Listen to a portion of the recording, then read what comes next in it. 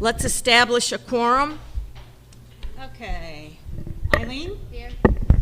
Brenda? Here. Dick? Here. Sabrina? Here. I'm here. Paul? Here. And Joe? Here.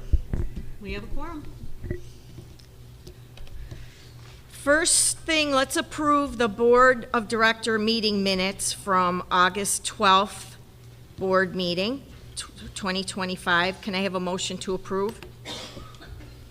I make a motion to approve the August 12th board minutes. I second. We're going to do this differently this time. We're going to go through everybody. Dick, do you approve? Yes. Paul? Yes. Joe? Yes. I approve. Eileen? Yes. Brenda? Yes. And Sabrina? I approve. All approve, motion carries. I would like a motion to approve the October 23rd, 2025 Board of Director meeting minutes, please. I'll make a motion to approve the October 23rd, 2025 BOD meeting. I second it. Okay, wait a second. Hard to do both. Dick? Yes. Paul? Yes. Joe? Yes. I approve. Eileen? Yes. Brenda? Yes. And Sabrina? I approve. All in favor, motion carries.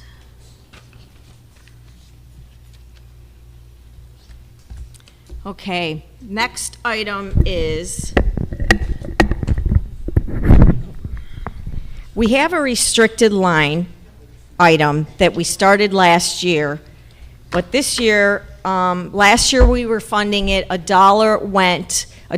we upped the amount of money that we were charging for the tokens to $2. $1 was going into the reserve for the purchase of new equipment, and the other $1 was for the cost and expenses of running the washers and dryers.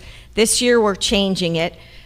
We are changing it so that it's going to be funded from your HOA payments. So the part that is normally reserves and restricted, it's going to include this extra money for the laundry machines. From 2026 going forward, like I said, it'll be funded by HOA. So for the next few years, we want this amount probably to stay at $60,000 because there's going to be a lot of washers and dryers that are needing to be replaced because they're pretty old. But in the future years, once we replace the majority of them, that figure can be lowered, or future boards can decide to move that account in whichever way. It has to be something that's board approved. But for now, we are going to need that. So we would like to have a board objective of $60,000. This year, there's around $54,000 already in the account, so there's not much that's going to need to be going into that account to fund it.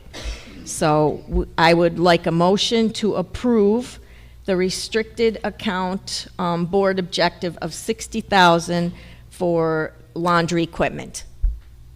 Okay, I'll make a motion to approve the restricted account for laundry equipment to $60,000. Dick? Yes. Paul? Yes. Joe? Yes. Oh, I'm sorry. Discussion. Yes. Read the Robert's rules, our documents state that they must be followed. Can you please, if you have something to say, can you please come up to the podium? So take a discussion on this. I had discussion time on this. We'll take 3 minutes once you get up there. Yeah, I know, I'm getting wordy. I've been accused of that before. Jim Hensel. What's your unit number, Jim? Jim Hensel, Unit 12J. It's the same thing that I mentioned before, the last time you discussed increasing the laundry machines. It's true. The Florida statutes allow board restricted funds in the reserves to be controlled any way the board desires. It's also true that the state has requirements on what they call required reserves. Then you'd have to ask yourself, what's the difference? Well, the statutes say that too. What the statutes say is the association may consider each asset of the association separately over $25,000 and its automatic required reserve. It goes on to say, which most people tend to forget, alternately, the association may group similar or associated items together. Those are also required reserves. You can't treat a combined account like this as board restricted. It has to be. I will answer your required. question when you're done. Okay. Calculating the reserves required by statute requires a formula, of course. The reserves included in the budget must be fully funded. I don't recall reducing that.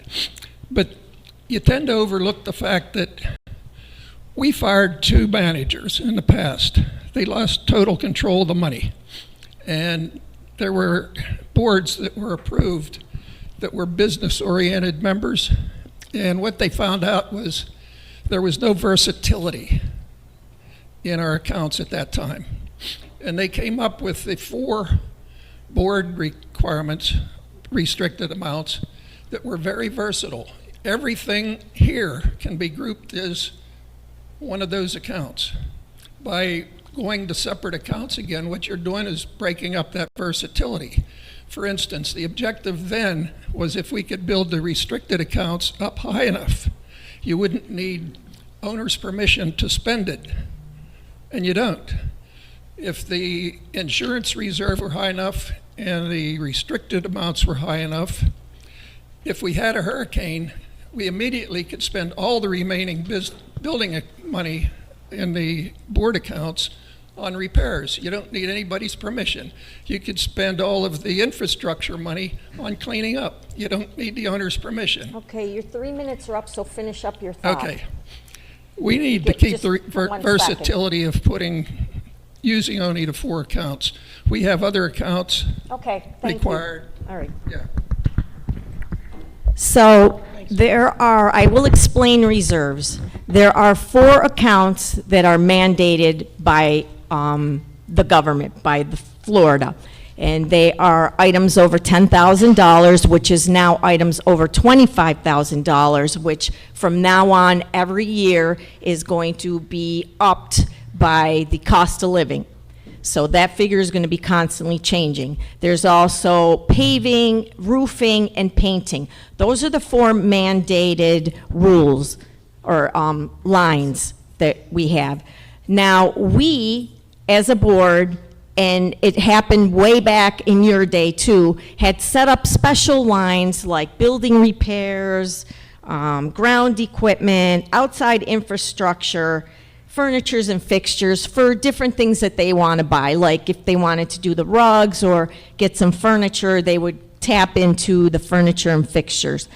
These additional lines are not state mandated. Those are lines we set up, and we can put in the amounts that we have per board objective, and they are not part of this Florida mandate thing that you're talking about. What you were trying to say is because, and it was kind of confusing what you were saying, but what you're trying to say is because we're buying washers and dryers and we're putting them in all in one account, that we're going over the $10,000 or $25,000 mandate, which now makes it over $25,000, which now you're saying is a restricted account. It doesn't work like that. The line item that the Florida statutes mandate are items over $25,000, items, one by one by one. So you don't take an account and add it all together and say, okay, now it's over $25,000, so now it's a mandatory restricted account. It doesn't work like that. If that was the case, every single account we have in the reserves is an item over $25,000, everything. Because all the accounts are pretty much, except for maybe furniture and fixtures, almost every account, all the accounts are over $25,000. So that, I don't agree with that, and I know I explained that correctly. Anybody have any other comments on this? Brad?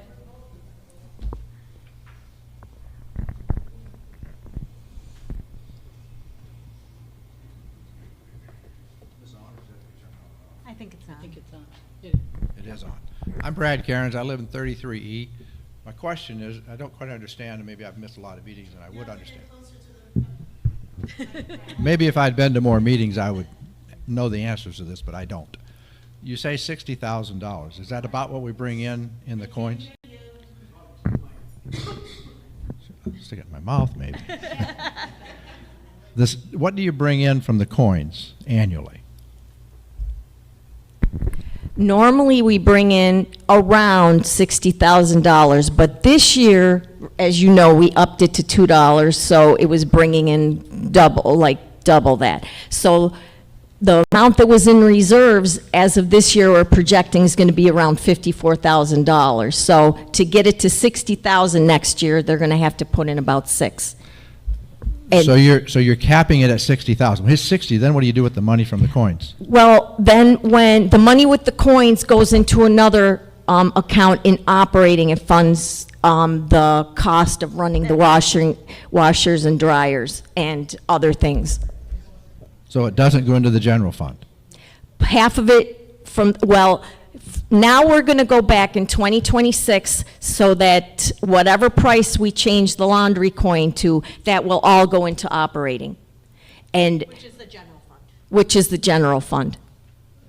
This year was 2 accounts. So The- it helps offset your HOA cost. The only problem I have with those coins going into the general fund is that those of us who live here year-round, we fund that fund more than those of you who live here part-time. That's why it's going to be changed. That's why we're changing it in 2026. Everything from the way it was before last year, all the money from the laundry tokens was going into the general fund. This past year, 2025, half was going into the general fund and half was going into the reserves. Next year, it's only going into the operating. Whatever we get is going to come from reserves. Okay. But you're capping it at 60,000. What happens when you need a lot of washers and dryers in a given year? Where does the rest of the money We're come from? projecting that we're not going to need, the way we're doing is as they break, or as, like, we have an expense that's over a certain amount of money, we have a threshold, then we buy a new machine. So far, we thought a lot of them were going to start breaking down at once, but it seemed like they aren't going crazy. But we should be able, I believe, with $60,000, be able to cover whatever breaks down in that year. So let's say in 2026, $10,000 worth of machines break down. So next year, when they do the reserves, they'll know that they got to put in $10,000 to get it back up to $60,000. That's how it works. If 10 machines have to be replaced, it's about $16,000. Right, but you have 60,000 in there. Okay, but what would it cost to replace all of them throughout the complex? 300-something thousand. 375 to 400,000, Yeah. depending on the price of the machines. Right. So it is possible for us to have a bad year and that 60,000 be out the window. Then, I mean, yeah, then we would have to do something else. Anything's possible. My Yes, only it is thing possible. I think the 60,000 is too low of a threshold for what we have going on here. With these machines approximately 10 years old now, they could start going real fast. Our experience might be fairly good. And the other thing, your criteria, once the repair gets to be so much on a machine, then it's time to replace it. What about the machines, like in our area, where the dryer, the top of it's all rusty? You can't set your clothes on there. Is there any thought about that? That, it's not a very good machine to be working around. It should be replaced. It might not be costing much for repairs, but it's pretty shot. So there maybe should be some new criteria or added criteria for that I as think well. you need, if you see something that's not in good shape, I think you should put in a work order, and then they'll go look at it, and if they think you need a new machine, if it's time, then, The one thing I would hope we don't do is send somebody out with a can of white spray paint and spray the top of it. I don't think I'd like to see that. Sue Sawyer just, That's not my department, no. it works. You don't like Rust-Oleum? Goodbye, Rust. And you know, if next year, let's say we find that all of a sudden we need to replace more machines, I guess they can up that threshold some more. Right. We So- evaluate it every year. We can reevaluate. And like I said too, in the future, once we replace all the machines, that line can be, because one of the things that Jim Hensel said that I do agree with, the more accounts that you have, the more you tie your money down. So it's better to have like large accounts that are just like more broad in term, like laundry equipment. Now you can, the whole point of that laundry equipment line is you can just use it for laundry equipment. But when you have more bigger accounts like building repairs, you can put more things into it. But in the future, now we know we're going to be needing a lot of money to replace laundry machines, so we want that account set separately. In the future, if future boards decide, let's put a certain amount within the line of building repairs, then they can change it. And then it'll be, and it's all something, I talked to the CPA about it, you can always change the way these, if not the four mandated legal accounts, but all these other accounts, all you do is you discuss it with the board, and you have a meeting, and you vote on it, and you can change things easily that way. So this isn't something cast in stone. It doesn't become, there's no way, I mean, I don't know what the future holds, but I'm going to say there's no way a washer is going to cost $25,000, at least not the washers we're buying. So we are never going to get into the problem where it's going to be considered a restricted account. So, anybody else? Can I have a motion to move on with this item? I will make a motion to approve the restricted account for laundry equipment with a board objective of $60,000. I'll second it. Joe. Dick. Yes. Paul? Yes. Joe? Yes. I say yes. Eileen? Yes. Brenda? Yes. And Sabrina? Yes. All in favor, motion carries. Okay, next item. B. This one. Okay, now we're talking about more of the restricted accounts, the rest of them. We need to, because of inflation and costs going up, the board objectives on these are a little too low, so we need to raise them. So here are the lines. We're putting in for a 10% increase to each of the board directives for these accounts. Furniture and fixtures, which was at $20,000 with a 10% increase, would go to $22,000. Ground equipment, which is all the equipment used for the golf and, you know, the lawnmowers and all that, that was $30,000. With the 10% increase, that'll be $33,000. Outside infrastructure was at $100,000, and with a 10% increase, will go to $110,000. Building repairs was at $100,000 for 2026. The board directive of 10% will increase that to $110,000.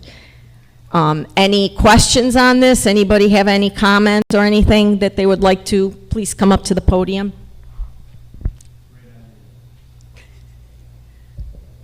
Ready for a motion? Okay, I would like a motion to approve increasing the board directive for these accounts. Oh, you got something you want to say? No. Oh. I'll make a motion to approve 10% increase in the board objectives for all restricted accounts. I second it. Dick? Yes. Discussion? Oh, I'm sorry, discuss, she already asked for discussion. I asked for it Before already. we started. Dick? Yes. Paul? Yes. Joe? Yes. I say yes. Eileen? Yes. Brenda? Yes. And Sabrina? Yes. All in favor, motion carries. Okay, next item, we'd like to have a discussion on lowering the token costs. We have two prices in consideration, $1 or $1.25. When we figured out, we did estimates of the costs, and the costs were running anywhere between, like, I would say 88 cents and $1.08, but these are estimates based on what the cost of water is in Stewart, in Florida, based on electricity costs, and based on how much those particular machines, kilowatts and all that, whatever it is that they use to run, and you know, they're all rough estimates. So, and I think our top cap, which isn't really a top cap, could be $1.08 or more. So we don't really know, but those are the estimates. So we wanted to have a board discussion on what the dollar amount should be, $1 or $1.25, and then we'll open it up for your input. Go ahead. I personally think that the tokens, last year they were $1, they got raised to $2 so we could have that extra $1 for maintenance and repairs. The estimates that she's talking about, the 87 to $1.08, is for a load. It's for a washer and dryer. That's 2 tokens. If it's $1 a token, that's $2 that more than covers the cost. There's also additional administrative costs to collect the tokens and to refill the token machine and deal with the cash. But I think those costs are not sufficient to warrant an increase or a decrease to $1.25, which would be $2.50 for a load. I think $1 a token and $2 for a wash and dry is more than enough to cover the operating costs. So I personally think it should be lowered to $1. And I honestly believe that it should be $1.25. And the reason for that is, I don't want to change token prices every time our energy price goes up. We know what $1.25 is going to give us a little extra money in the operating. $1.25 is what we've put in the budget so far. And it's the cheapest place you can get laundry done anywhere, even at $1.25. So in my opinion, I feel that it should be $1.25. And utility costs, they're going up, water costs, they're going up. I read one article about electricity for wash machines. If you do a hot load of wash machine, it can be 80 cents for electricity. Now, we use propane. It's not that much for propane, but it is an additional cost, hot water. So I think we need to be proactive, because hopefully we won't have to move it again for another 10 years, but I don't want to slip behind. I agree. I think we should stay you at on? $1.25. Oh, yeah, Oh, you can't hear me? no. There we go. I believe we should keep it at $1.25 for that reason. We don't know what our costs are going to be for sure. And at $1.25, it would give us quite a bit of time before we have to change it again.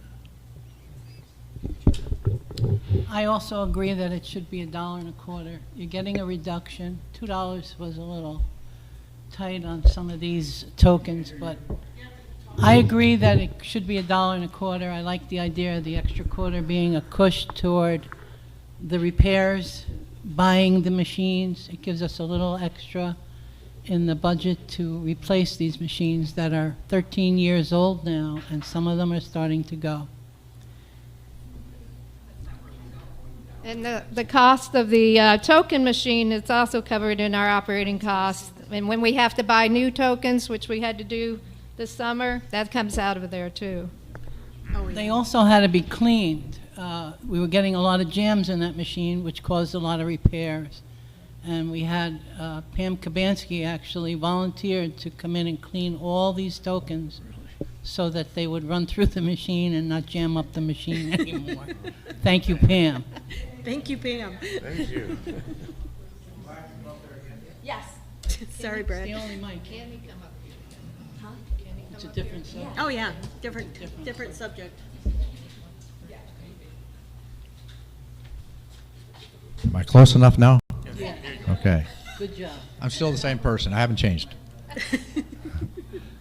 It sounds like you're in your conversation, $1, $1.08, $1.25. We're not sure this, we're not sure that. And I understand we maybe haven't done the data collecting to tell us exactly. But could we, for this year then, if we're going to leave it at $1.25 or wherever you leave it, could we do a better job of monitoring electricity, water costs, gas prices, these things, so that when we come to this threshold next year, we can say, this is what it costs us. Here's our empirical data that tells us what it's costing us. We're not, electricity could go up, we think this, we think that. Let's get some clear data on this so we know for sure. Maybe it should be $1.50, but we don't know. You'd have to put a meter on every single Machine. machine. We don't know how Yes. much water they use. We don't know exactly how much Don't forget electricity your they water use. bill, we pay for your water bill in your unit too. Okay, but you The can. water reader that you have in the laundry room is for everybody's laundry. So it's kind of hard to say, okay, this is specifically for washers and dryers. It's almost impossible to say this is exactly the cost of what it is to do laundry in this building. And But we can look at our machines, and this is how much water it uses per load. What's the water cost? by stats, by statistics. But then you don't know when you have the water readings, how much was used in the buildings and all that. Doesn't matter. Brad? Okay. We, in that study, that 87 cents to operate for the water and electricity, we did look at, the manufacturer says we use, the manufacturer says we use X number of gallons Okay. to do a load of wash. Okay. That's where my and so- cost- And cost- here's what the water costs, and for the dryer, it was, they have the cotton and the It was low more heat and all expensive that. for the dryers. The average was X amount of kilowatt hours, and here's how much kilowatt hours. Now, the hot water, we've seen some numbers. There isn't anything that's exact. Most people use cold water. Yeah. Most And loads how- are cold water. And how many are cold water and how much is hot water? And You'll never know that one. yeah. And so again, you'll we never kind of get plug the exact. number Okay. in, and so that's the $1.08 Okay. and maybe a little Okay. more All right. for the hot water. But we did look at the manufacturer that they stated, oh, you use X number of gallons or you use so many kilowatt hours. Okay. Come on up. Judy. After Judy. Judy Robertson, 17G. So what Paul explained was, at this point in time, it sounds like if we went to $1 per token, that in total, your washer and your dryer, we would more than have that covered by that $1 a token. I understand what the others are saying about building in a little bit of a cushion in there. How difficult is it to change the value on the token machine so that if we said, let's go with $1 because we feel like there's a pretty good cushion in there right now, do $1 per load, and in the next 2 years, if we say, okay, electricity's gone up, water's gone up, whatever, to change it to $1.25 a load. I mean, if it's not that difficult to do and the need is not really there right now to go to $1.25, can we do $1 and then just change the token machine if it's a fairly easy process? Well, one thing we didn't take into consideration in this report that in the cost was the cost for our maintenance guys to go out and get the tokens, the cost of counting the money out of the tokens. So to the bank. it said $1.08 was the high end of that. I don't want to go under $1. I don't want to go to $1 because we're already, the range is already $1.08. So why would we charge less than what we But that's think not it's what Paul costing? said. Paul But that's said what it- our report says. It's Wasn't it? it's $1.08 per load for wash and dry. and we're using one token for wash and one token for dry. That's $2 that we're collecting for every load. That's why I wanted to And clarify, so is it's- if so we're it's a- comparing apples to apples. It's $1.08 to do a load, a wash and dry. And we're- it could be more, it said, too. Yeah, it could be more. And we didn't take into account the time it takes to collect the tokens, the time it takes to refill the machine. I understand that. So if it's $2 per load. Per load. And the estimate on the high end right now, not including people's time to count and collect, if the high end right now is $1.08, then $2 is more than covering that $1.08. That's my opinion, yes. I just don't agree with those costs. Is mine in there? If you go to the laundromat, how much are you paying for a load? You know, 3, 4, 5. I have paid $6 before. They have a more accurate picture of what costs are than we have. And I really think that we are not way over our cost. That 80 cents was 80 cents additional for hot water. 80 cents per load additional is what FP&L says hot water cost for electricity. And remember, if we charge $1.25, it's not like that money's not staying in the community. The money it's going towards our operating budget. So if we don't bring in another $8,000, let's say, in laundry tokens, it's going to go towards your HOA, because that's $8,000 we got to bring in from somewhere else. So by putting it in the laundry tokens, we kind of spread it out, and that extra money is coming in and is going towards our operating budget. We're going to have to up the HOA if we, and it may only be $1, it may be $2 a month, but it will have to be raised. So in my opinion, I'd rather do the $1.25. It's coming down 75 cents. It may be more than what we're actually paying to do laundry, but it all stays in the community.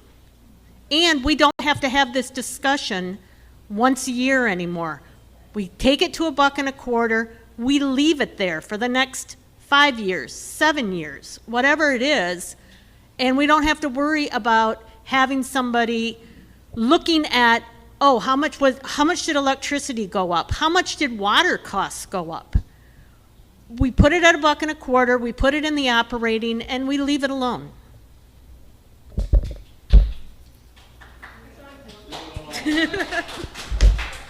Okay, Jim. Jim Hensel again. I'd like to start off by asking a couple of questions. Was the additional income from the laundry machines included in our taxable income? Probably. It was. And I will checked. explain something I checked on in the a few minutes. I checked on the audit. It was. I gave you 2 years ago, a year ago, what I considered should be considered for the laundry study. Somebody evidently made such a study. I don't know if it was the reserve. I mean, There the was no finance committee. study. The finance committee should be doing this, incidentally, by our documents. But if such a study was made, everybody has to be aware of something. At $2 per wash and $2 per dry, if you look at the 30% we pay for our income tax on earned profits, almost one of those tokens is going to pay Uncle Sam. The proper way of doing it, I think, was mentioned. That's why You we're look at- changing it, Jim. You look at all of the expenses, and that's what you should charge.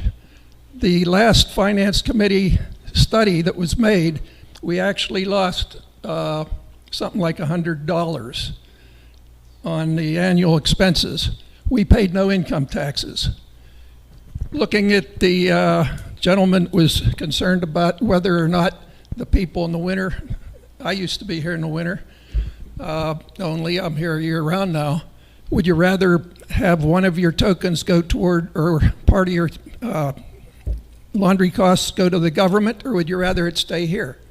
I'd rather it stay here. So when they're talking about reducing it back down, I say reduce it down to what the expenses are. Assess us for the rest. Don't pay Uncle Sam today. Okay, the reason we are changing this is during last year when we set, or even before last year, our CPA decided that they didn't want to be our CPA. They were getting out of the business of COAs and HOAs. So we were interim, we were between CPAs, and we had asked the question about if we charged money with tokens, if we got money with tokens for the dryers, washers and dryers, would we be able to put it in restricted and it not be taxable? Because we didn't have a CPA, we got advice that was a little, it was okay, but it wasn't totally correct. So this year, I asked those questions of our CPA that we have now, and she stated that no, if you do get the money through tokens, even if you move it into restricted, it's going to be taxable. I don't like the idea of having money set aside to purchase something, and then half of it goes, or whatever portion of it, a quarter, or whatever, goes to the government. This is one of the reasons why we decided to rework it, and it's going through the HOA. So this way, it's now 100%, not that extra dollar, or the $60,000 board directive amount is all going to stay, and it's not taxable, because now it's all coming in straight from you guys as a restricted item. So that's why we're doing that. But now we just have to agree with the price, and we're all, trying to come down to that, and we're going to try to vote on that. Anybody else have any questions or comments? Leave it at $1.25. Based on what? 50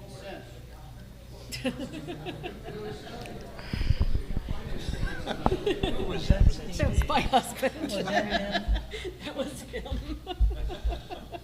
Well, he should have an opinion. Just texting Lucas, let Maura take care of it. Lorraine Danielle, 44F.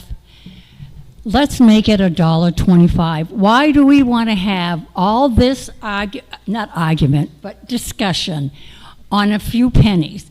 If you make it $1.25, we will not have this discussion for another 2 or 3 years. We're already used to paying $2 per load. Now we're saving money, us, in our pocketbook. So I say $1.25 is a fair amount, and I think we should stick to it. She's talking about the individual.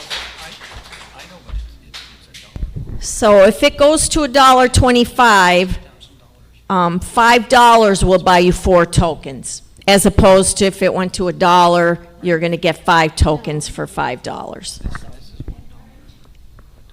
Yeah.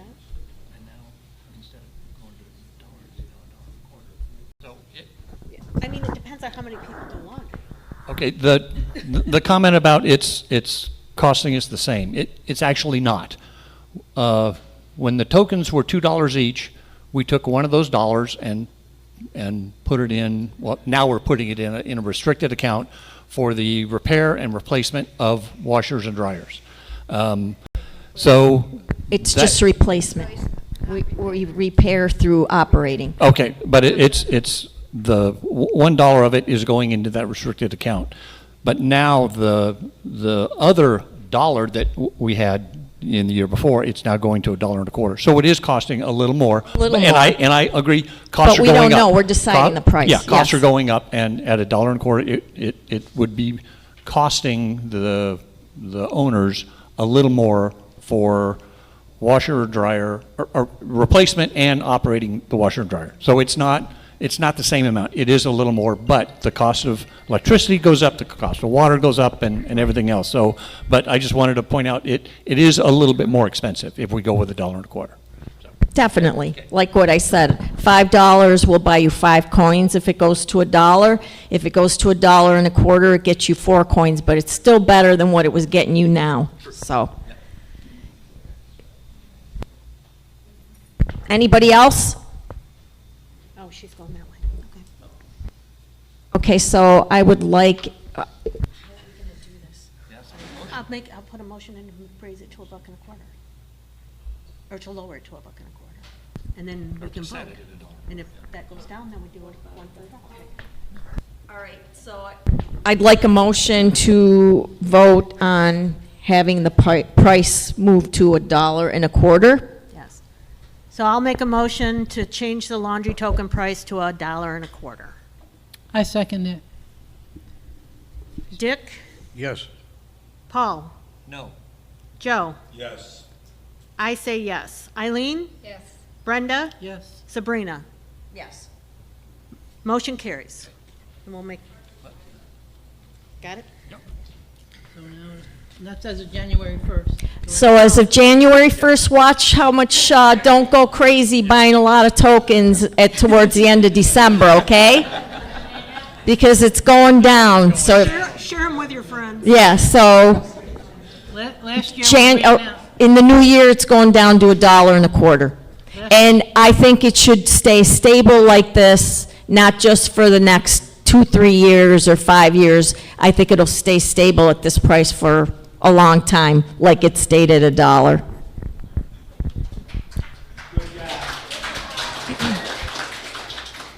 Okay. We ran out last year. We couldn't get tokens. Okay, next thing is approving the 2026 proposed budget. Any comments? Mr. Hensel?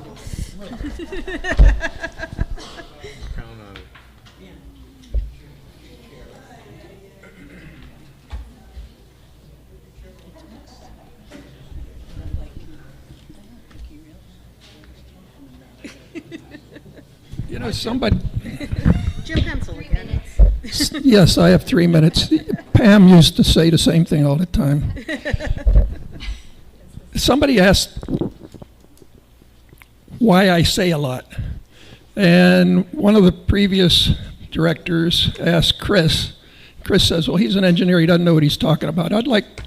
I don't brag, and I can say anything up here, whether or not you believe me, it doesn't matter. I've passed my MBA. I have a business degree, and it's in analytical finance.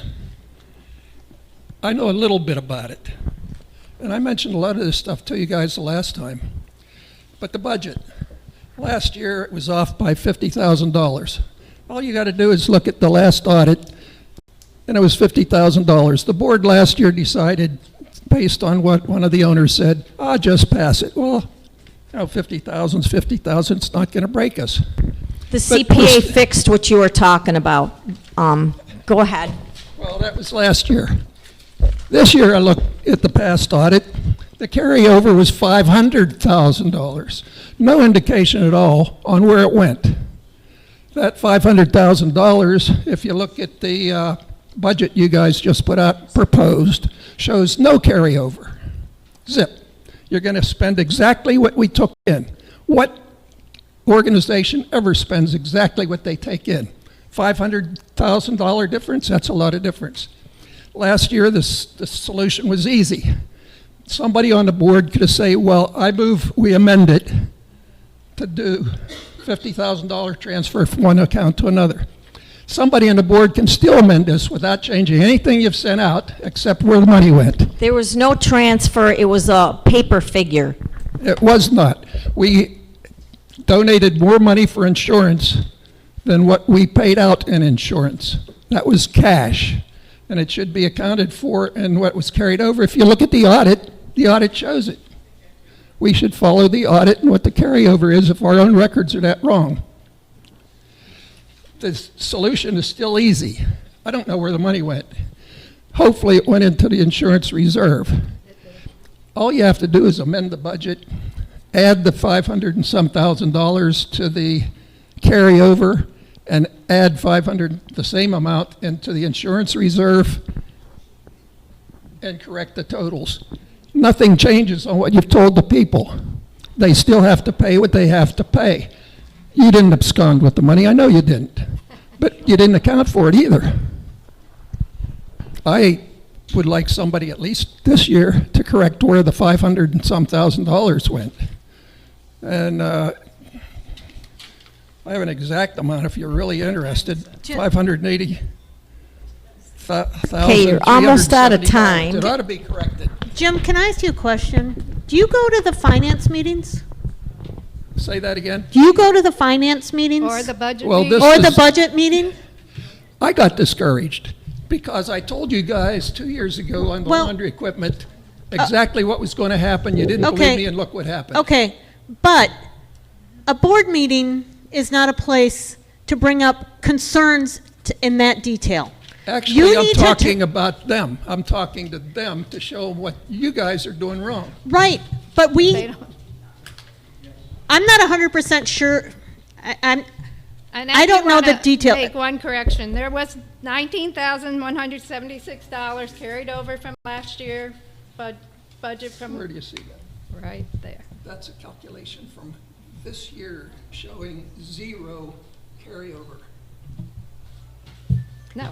Well, what I'm telling you is we That was do, after- that was from prior year. What, this year, we do have money being But carried over. but Jim, And can you our go, assessment has can you gone start up. going I mean, to our finance meetings or budget insurance. meetings so that we can talk about this when we have all the experts that You can't are just pull a there? number You out of can't the pull air. this out in a board meeting. In the finance committee meeting. You had 2 weeks. We did the mailer. We did the mailer way ahead of time. There's a reason. Why didn't you come to us before? You could have called me. So, Okay, and our assessments are going down for next year, so we That's are not the tightening up. problem. You don't see a problem here. I don't, That's why I got discouraged and said the hell with it. because financially, we want to be on the strong side. Okay. so you basically said that the bottom line was correct. The bottom line's correct. You didn't say what you did with the money. And you didn't even show you got it. It's I there. went line by line 2 weeks ago. You weren't here, I'm sorry. Yeah, she went through it like with a fine tooth comb. And I saw you walking by. So why didn't you come in? The part that the manager had to do was correct, but part of the budget that the budget committee had to do was incorrect. What can I say? It's all the same money. I've been in those meetings. Nobody listened to me then. They don't listen to me now. What's different? I listen to you and I weigh it, and if I think it's right, I go with it. If I don't agree, then I don't go with it. I listen to everybody the same way. We're fortunate to have the expertise we have in Sabrina. She's a CPA. She's been through this. She knows what we're doing. I'm thanking Sabrina for all her help. I'm thanking Eileen, I'm thanking Keith, I'm thanking everyone for all their help.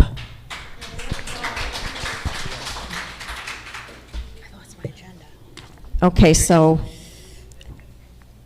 Okay, so I would like to make a motion to approve the proposed 2026 budget. I second it.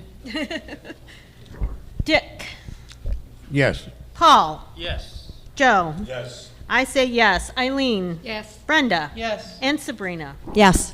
The proposed budget motion passes. Motion carried. Forgot what I was supposed to say.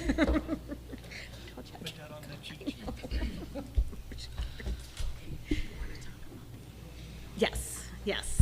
Okay, so next topic is a discussion of e-voting, and We're going to approve the resolution. And we're also going to approve, have a motion to, we want to have a motion to approve the resolution. We didn't get a contract, otherwise you would have gotten a contract 48 hours ahead of time. We didn't have that, so that we're not going to be discussing or voting on a contract. But I'm going to pass it over to Kim to discuss e-voting. Okay, do I have my, okay. So, the reason we're even looking at this is because Florida statute, there was a House Bill 913 that was passed on July 1st, 2025. That House bill was approved by the Senate and by the governor, so that now becomes part of Florida statute 718-128.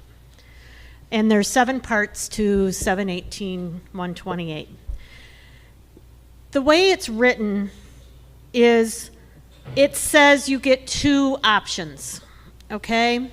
And you can either run a electronic voting with a company, and we've looked at 3 different companies, and I'll get into that in a minute. Or if you don't have e-voting, then you must have some way for your residents to vote electronically. And the way they suggest that you do that is that you create a email box, okay, so you have a secured email, and that a resident can vote to that email box, okay? This email box is not secure. You lose your secrecy.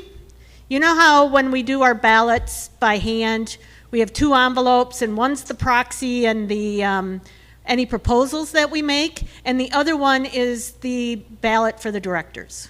We put that in the green envelope, or it's been yellow in the past, and we no one knows who voted or what director they voted for, okay? When you go to a regular email system, you lose that secrecy. So it's going to say Bob Stover voted, and he voted for candidates X, Y, and Z, and everyone can know that because he has gotten rid of his secrecy, okay? I'm not so sure many people would do that, but we would have to offer that. So what we did, and we've had some discussion with the board, what we have decided is that we would like to go with a full-out e-voting. There's numerous companies that do it, and when you go with e-voting, you have the secrecy. So we've run a couple of tests. Judy was part of it, Sabrina, Holly, Brenda, and when you go in and you vote, it gives me who got a tally on who got votes. It doesn't tell me who voted for them. Okay, so it's very secure. We'll get the results at 1:05 on the day of voting, and it will allow all these people who get that get the hard copy emailed to Connecticut, let's say, and it's sitting on their desk, and they forget to vote, and they never get their vote counted because they forgot or it just didn't happen. I talked to a lot of people last year that just forgot to vote. This will allow you get an email, you click on a link, it's got your name in there specifically, and you vote for who you want to vote for, what proposals, yes, no. If you don't want to vote, you can do that also. And you hit submit, and it goes directly into the system. Holly would be the only, their system. Holly would be the only person that has the ability, because she will be the administrator. She is the only one that can go in and extract the voting information. Okay? So none of the board members do that. No one else in the, Judy as the chairman of the annual meeting doesn't do that. Holly does that, and a lot of that is because it's Holly's license on the line. If we don't do a fair election, they don't go after the board. They go after Holly because it's her responsibility. Okay? So to do this, if you want to do e-voting, you have to fill out a consent form. That consent form will stay active until you fill out a form to not consent. Okay? So once you fill it out, you do e-voting. You don't do the paper ballots. We're not even going to send you a paper ballot. We're going to save our money and time. There is a resolution that our lawyer wrote for us. It's a standard resolution for e-voting. Where is it at? It basically goes through and states, sorry. And like I said, this was written by our lawyer because we don't want to do this wrong, okay? Voting is one of those things that we need to make sure we do it right. So it goes through and it talks about, whereas the condominium, I'm sorry. Florida statute provides that condominium associations may conduct elections and other unit owner votes through an internet-based online voting system as long as the requirements set forth in 718-128 are satisfied and participating unit owners consent in writing to online voting. And the board of directors for the association desires to implement online voting pursuant to Chapter 718 Florida statutes. The rest of this resolution is what is written in 718-128. I think that going to an e-voting system is the right thing to do for Monterey. I think we're going to get a lot more people. We're not going to be running around trying to find a quorum. We're not going to be running around trying to figure out if we're going to get our amendments passed. Because there's a couple of things that, you know, that possibly will be on the ballot this year. So I am totally in favor of doing this. The cost, one of the things that said on the agenda, we were going to vote on a contract. I need to get with Holly because she needs to fill out the contracts because I can't do it, so it didn't get done over the weekend. The cost is approximately $1,000 to run an e-vote. But we don't have to send out all the mailings. We don't have to, you know, there's money that can be recouped. We don't have to print all these things. So are there any questions, comments, concerns? Hi, Chris. Get up here. Oh, he told me he was going to do this. I knew this. I had a conversation with him. Chris Davis, 48E.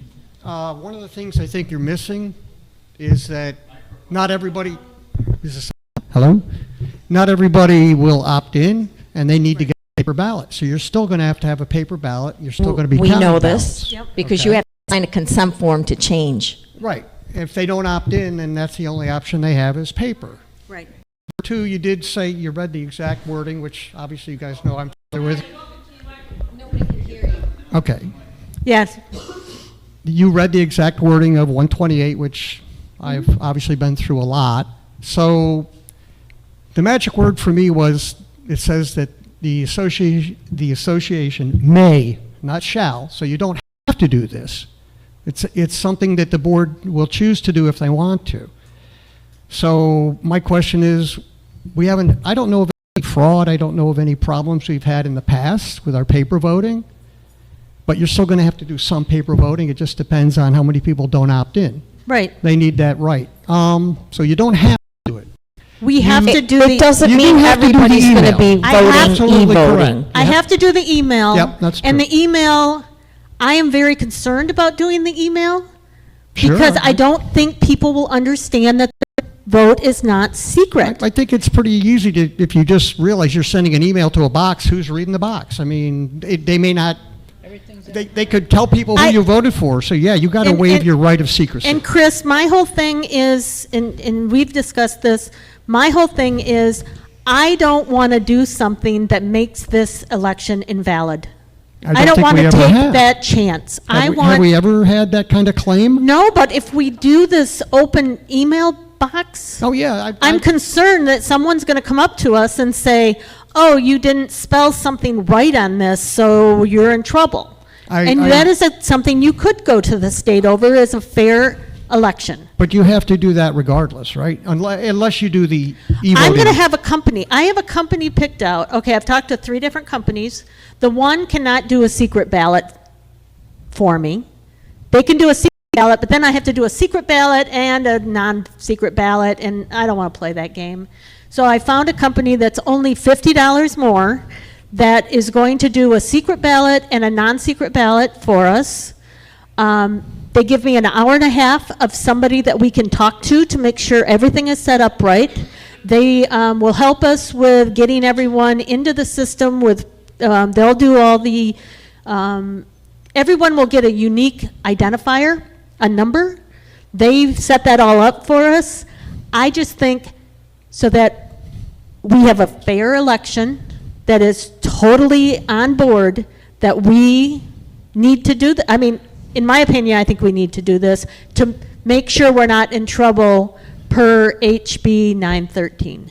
And again, I don't know of any times we've had And a if we problem. didn't have to do the other, if the state didn't dictate to us that we had to do this other mail-in thing, I would agree with you 100%. I would never come out here and say, oh, we need to go to e-voting, just Okay, because yeah. I want to. This isn't because I want to. This is because HB 913 says we have to do something. Have to provide the email if you Or don't do the this is a electronic. this is a non-issue if we didn't have to do A that. total paper ballot can still be done. No, Yes, not you're with gonna do 913. both. You're A total paper ballot, and you can send out the email, but now you're giving people a chance to say, no, I want to, I personally wouldn't vote by email for that reason that it's not secret. Here's another option that you didn't mention that maybe you would consider. You also, in the paragraph 128, it says that if the residents want this and you don't do it, they can petition. And you need 25% of your owners, 128 votes, and then the board has to do it. But if you give us that option, then you'll know if this is a popular idea. We don't have that many people here. We don't have 128 people here even. How So many that's people another here are option. willing- That's in the statute. How many people here are willing to do this? You're just about out of time. But that's pretty much it. You don't have to do it. People I can have to petition do- for it if they want it, 128 But I votes have to minimum. do something, Chris. You and do. I You have don't to do feel the email. comfortable- I You're don't out of feel time. comfortable doing that. But you always have the paper option. You know, And that- everyone will still have a paper option. If you don't want to vote by e-voting, you don't have to. You can bring your, what's that? Kenny, Come up and speak. Last year, Kim had to spend many hours trying to get people to vote on those resolutions because there was not a quorum. If we do this electronically, people are going to vote through the email. I mean, that's true. That's an extra bonus. 'Cause We're she's all- right. I walked around and had people, you know, if you remember, we suspended for like a week Yeah. and came back so that we could get the reserves. and I think that was the second year they had to do Yeah. that. It's not And- fair to And I walked volunteers. around and I found people who didn't vote, and I went to their homes and I had them sign and I vote. don't believe you can do that. It has to go back to the March meeting again before you can do that. This is only for the resolutions. Exactly. This is not for what This was you're not- talking, right, not this was not- personal votes. Done that many years. This was not for the Okay. directors. We didn't, You can do that because Chris used to always do it. If they didn't have enough, if they didn't get the 256, and there were people that didn't vote on the resolution, they could go back and get the number that they needed. So basically, with this thing, we're not getting rid of paper voting. If you like paper voting, keep paper voting. But if you want electronic voting, there are there's a permission, or a sheet, a consent form that you have to sign, saying that you want to go to electronic voting. Then let's say in the future you decide you don't want electronic voting, then you would have to come in and revoke it. right. You sign another form that revokes it, and it takes a couple of weeks for all these things to be implemented. So you can't come like the day before election and say, I changed my mind, I want to go back to paper, or to a day before decide you want to do electronic. You have to do this ahead of time. And the thing is too, if we do our own email, we have to have somebody here, a volunteer, or probably somebody that Judy would be monitoring, that would go through this email address. And we don't know, we can't monitor that for fraud or anything else. And then you're also going to be signing something if we had set up our own email and don't go with that company, that you know your vote's not secret. I don't know who wants that. Most people aren't going to talk about who you voted for, I would think, if somebody's a counter. That's not ethical, but maybe they go out and, guess what, so-and-so voted, who so-and-so voted for. But if That's we- the risk you're going to have if we have our own email. If we get the electronic system that Kim is talking about, then everything is secret. They can't, nobody can look at what you voted. Right. It's if we just have It's an email voting, but that is a secretive system. I misunderstood then. Yeah. I thought the email was. Explain it again, Kim, the two. Okay, what, I thought the email voting was you lose your privacy. You do. Okay, so So- there's a choice. so if you do email voting. We do the you- email If you do ourselves. email voting, which is what is required by the state, you lose your the secrecy of your ballot. Okay, so anyone, I mean, whoever is tallying the votes can see that, you know, Bob Stober sent an email and he voted for resident X, Y, and Z. That's on the email that we set up.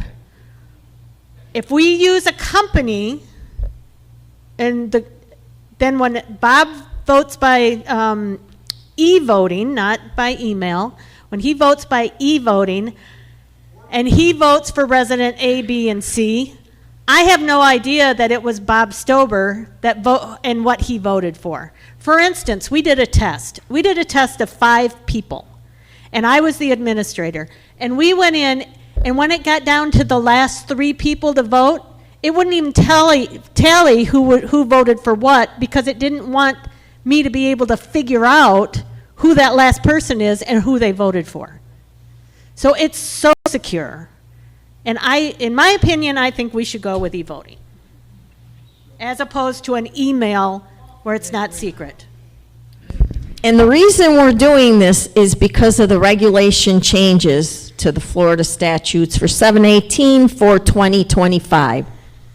As of July, that was something that had to be, you have to give everybody the option to e-vote, and we don't want to do it, we don't want a manual system. We prefer something that's totally secure, that nobody can question us, that's fraud-proof. So there's many reasons for this, and the price is pretty reasonable. It's already included in the budget, so. Carol, I'd like to say something. you got to come up, I'm sorry. For years, I was on the counting committee for the voting on that day. One, there was never any fraud. It was always redone. Carol Flutterbuck, oh, I'm sorry. I'm sorry. Yes. It was always redone over and over, different counters. But we lost a lot of votes because people were very confused about how those envelopes work. It got a little better over the last few years. Last year I wasn't involved.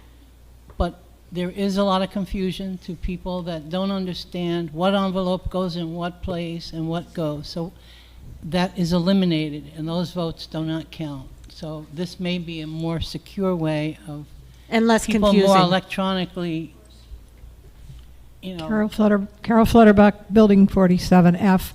I counted for several years, and I just totally agree with what Brenda just said. We've lost many votes, and not only people that are new, but a lot of times people that lived here and voted before and did it correctly, they simply missed something and their vote didn't count. So I totally agree.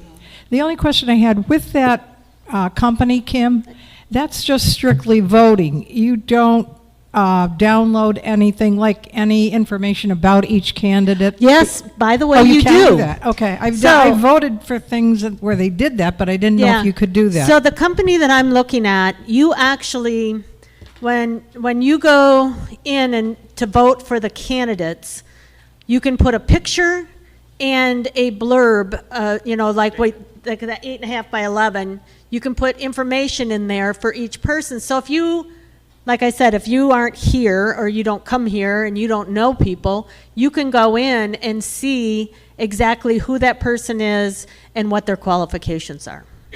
So you do get that.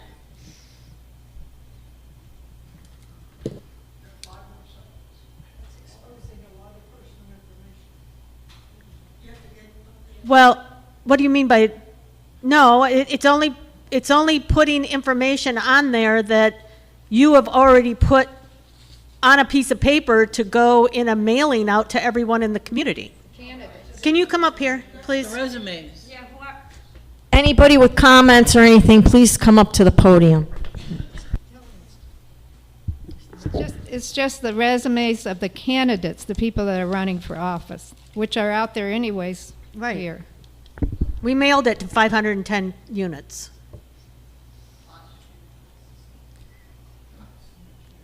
Chris wants 3 more seconds. 3 seconds only. Hurry up. Just to be clear, just because you offer email voting, you don't have to use it. It's just, Yes, we know. okay. They have to which makes sign it a sound like, consent well, form. we don't elect this. Okay. then They we're have gonna to sign a that. consent form, or they are not Right. going to be allowed to e-vote. I mean, You're not paper going to always get is anything. okay. Because the electronic voting company needs your name to send you, and your information to send you the vote, the ballot. The ballot. So unless you sign up for e-voting, you're getting a paper ballot. Anything else? Bernie.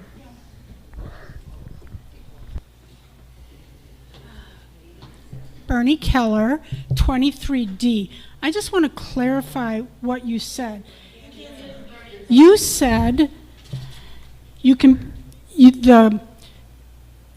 government thing, or the bill that passed, says you have to offer email voting. Yes. One way or the other. So you can no longer go back to what you did 20 years ago, 40 years, 50 years, whatever. We are now saying, correct, you can paper vote, but you have to offer them the option of e-voting.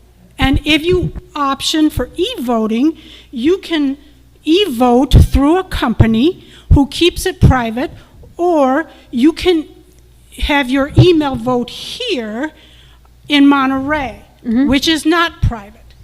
So you can vote, or you can lose your secrecy or your privacy, having the option that you now are mandated to have through here or through a company, which you get your secrecy back. Is that accurate? Bingo. Thank you for clarifying that for everyone. So, and if now you have a choice. Now you have a choice that the government says you have to have a choice. You can do paper or you can do e-vote, but you have to have a choice.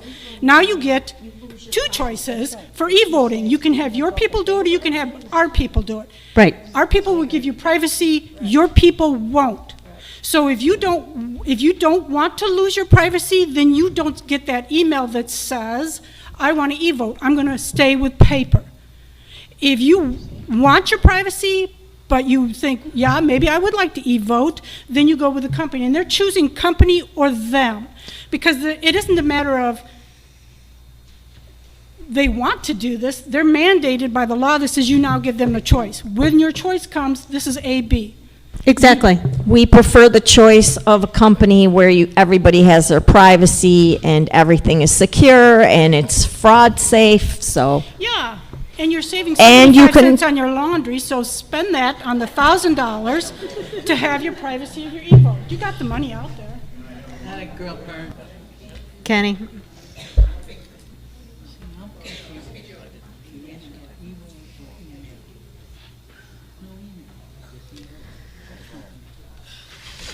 Kenny Parker in 1B. Brenda? Yes. Has there ever been any fraud in the 52 years that we've been doing this? I don't believe that there is a way to possibly do any fraud, because I can understand you saying that they get confused with the different envelopes. Yes. That's a fact. Yes. There is no way that there's any fraud, because it's in a separate envelope that has no details on it unless you're using DNA. Correct. That's all. In This has 52 nothing to- years. That was misleading. That No, there's fraud involved. nobody said No. there's fraud, No. but Yeah, if you're she just voting, did. if you're voting by email, maybe, I mean, there's so many things that can happen, because there's all kinds of things going on online, on the web. It's more secure having a company than us getting emails, and we don't know who's voting when you have it, an email. Okay, thank you. Okay, so I would like to make, oh, I'm sorry, are you saying something? I would like to make a motion that we approve e-voting and the e-voting resolution. I'll second it. Okay. Whoever. Okay. Dick. Yes. Paul. Yes. Joe. Yes. I say yes. Eileen. Brenda? Yes. Sabrina? Yes. All in favor, motion carries. Kenny says yes, so we're good. All this discussion is great, but can I still find out who Bob Stover voted for? So the email consent form, there's one online already in anticipation of this meeting. And there will be one that we will have copies in the office. It's a simple, it says email consent form at the top. You sign your name, you sign your unit number, or print your name, unit number, and sign it. And then we'll keep track of it for you. But we will have to discuss this further Closer. to have a contract with that company Yes. to handle the e-voting. That will there's a be couple of available in things- January. There'll be more discussion. Boy, will there be more. So we'll get to find out who Bob voted. Keep it open, it's not gonna be you. Ooh. That's good. But it's a Gonna lose secret. Bob Stover's vote. Okay, then, you want to talk about? Motion to, Clubhouse let's discuss Clubhouse the rules update. No, clubhouse reservation. Okay. Sorry. Clubhouse reservation. Oh, So yeah. this one's fairly easy. There's a new resolution out there. You laugh. The old clubhouse reservation was out of date. It wasn't actually what was happening, which I've found in a lot of these resolutions. So, and since we can now, we don't need to get a key to go to the yacht club, it kind of changes things a little bit. So the resolution 22517 states that the clubhouses are owned by the residents and the rules need to be updated based on the following. The Rules Committee decision that the main clubhouse will be open to residents at all times and cannot be reserved for private parties, and that the yacht club cannot be locked per the fire marshal rules. In essence, I really don't want to read this whole thing, but in essence, what it says is that the activities calendar with Mora takes precedence over any private parties, and that is approved in April. Yacht club reservations, okay, so after the Mora activities calendar has been compiled and approved by the board liaison, which we found out the board does no longer do this, Monterey residents may request use of the yacht club for events. Non-residents of Monterey may not reserve the facilities or any part of Monterey property except in the case of a memorial service for a Monterey owner. The person that reserved the building must be on the premises for the entire event. The application form is in the office. State the date requested, the character of the function, and the total number to be in attendance. It'll be reviewed and approved by the office. This is where things have changed a little bit, and I had Nilsa and Diane McIntyre from the Rules Committee, Nilsa from Mora, go through this, and this was suggested by them. So the cost. Recognized organizations of Monterey, where the majority of the guests are NYCC residents, will reserve the yacht club through Mora, free of charge, and will receive a post-event checklist form from the office. All groups will leave the premises clean and in good order. Memorial services. For a Monterey resident is free of charge. This reservation may originate with a non-owner. Owners of Monterey, where the majority of guests are NYCC residents, a $500 refundable security deposit will be left with the main office. Owners of Monterey, where the majority of guests are not NYCC residents, and this one has changed just a little bit. A $150 non-refundable check to cover use expenses, utilities, wear and tear of furniture and fixtures, and a $500 refundable security deposit will be left with the main office. Any damages over $500 will be charged to the person that made the reservation. One of the things we found, we had a complaint about a resident having a party over there, and there were minors there. So we also added to this resolution that alcohol minors, per Florida Statute 768-125, liability for injury or damages resulting from intoxication, no minor may be served alcohol on the NYCC premises. This was not in the original form. Occupancy and parking. The occupancy of the yacht club is 129. There are 35 parking spots at the yacht club. Do not park in the yellow striped areas, on the grass, or in any assigned parking spots for building 50 or 51. I don't know how many of you saw the car at the Halloween party. I'm still trying to hunt down who this person is. They parked, there's a big sign. It's yellow striping. It says no parking. That car was smack dab in the middle of it. And then the cancellation policy. If the yacht club is no longer required, a cancellation notice is to be given to the office in writing at least 3 days in advance. Failure to do so will forfeit $150 of the security deposit. And no more than one reservation may be made at a time. Once the first reserve date has passed, then another reservation may be made. Okay? It's not a big change, but it's how we run, because the old one was not how we were operating. So, I'd like to make a motion to approve the clubhouse reservation. Oh, I'm sorry, questions. Any comments, questions, anything? Wow. Okay. Okay. They're getting tired. The clubhouse I'd like to make a motion to approve the clubhouse reservation resolution. I second it. Go ahead. Dick? Yes. Paul? Yes. Joe Cornett? Kim? I'd say yes. Eileen? Yes. Brenda? Yes. Sabrina? Yes. All in favor, motion passes. Okay. Next things. Rules update. Okay. This rules document that we've had in the past, for those of you that don't know, I'm the chairperson for the Rules Committee. It was a bit confusing. It didn't follow the resolutions. It didn't follow the Florida statutes, and it didn't follow the Fair Housing Act. So there were things in there that were written down that people were living by that weren't really the laws. Legal. Thank you. So the book has been updated. It's a little more organized than the last one. And on the back, it's on the website, and it will be available at the office. Not right now yet. Let us get it signed and ready to go. On the back page of it, it's everything that I changed. A lot of it is just verbiage on the inside, or we move things around. But on the back side is everything that has changed, either per a resolution, a Florida statute, or approval by the Rules Committee. So I'm going to run through these relatively quickly. The owner, renter, and guest.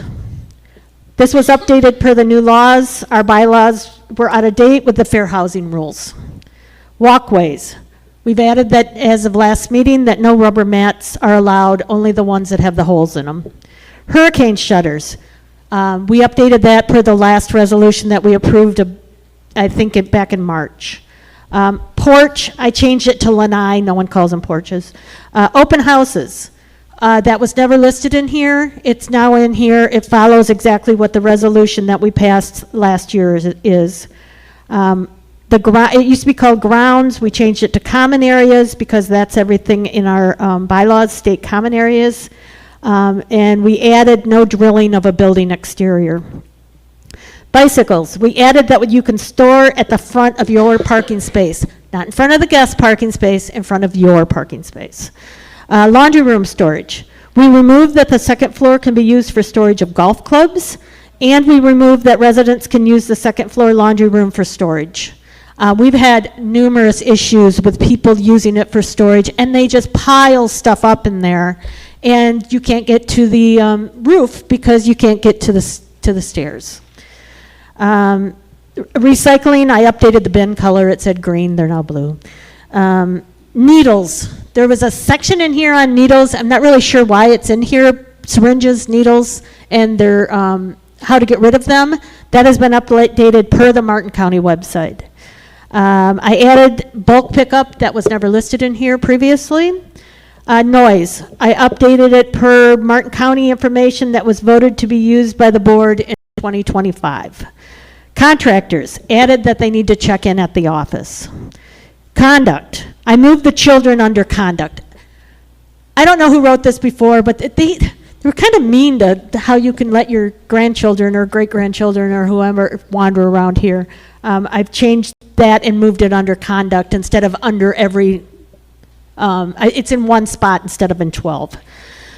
The clubhouse, I moved the billiard room info to the clubhouse and renamed it the activity room. I moved the bulletin board under the main clubhouse. I updated the yacht club reservation info. We added that the incident report for complaints is now online. We added that residents can use the kitchen when no board-sanctioned events are happening. That was never stated in here, even though everyone used the kitchen, which is fine. They didn't do it. We added the workshop. We added a work activity room. We added that to use the exercise room, you have to sign a waiver. We moved all the pool information under the main clubhouse. Yacht club, we added docking updates per the resolution. We updated the reservation policy and removed the gate lock requirement. We don't have a gate lock over there any longer. Golf rules, we added the golf privileges from the resolution. We added the women's attire information. It was never in here. Scooter use, we updated it per the resolution that we voted on last year. Assistance animals, we removed this waste management program that was in here that they never did. I don't know who was chasing down dogs. And they added laundry room considerations. It's always been a thing, but it was never in the rule book. And what that is, for those of you that don't know, if you have an allergy to an animal, you come into the office, you let them know, and no one on your floor that has an animal can use the laundry room. That's what's changed. This has been out on the website for about a month now. I'd like to get it approved, and then, this is a living document. It changes all the time, so we can address some things if they're not correct. And there's a opening on the Rules Committee, so if you want to be involved in rules in this book and what we're doing here at Monterey, let me know, and I'll get you on the Rules Committee. Was that too fast? Brad. Any questions, comments? Brad? It's a short question. That's all right, get up here. Yeah.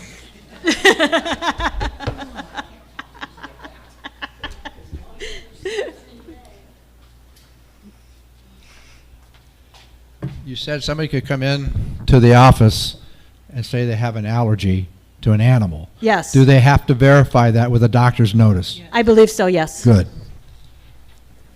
Frank?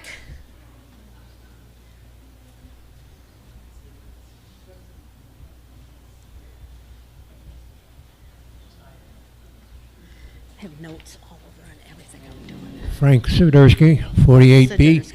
I just want to get a clarification on that person that has an allergy. If I have an animal first and they come with that, they have to use the outside facility if they want. No, because the bylaws state, hold on, the bylaws state that the laundry rooms are for the use of the people on the 5 people on that floor, okay? When people buy in here, it is their right to use the laundry room. If you bring a dog in and if you already have a dog and they have an allergy, I think it's you that can't use the laundry room, right? I mean, am I right here? From what I remember, No? because I have a certification for a dog, for a service animal, for my wife, okay?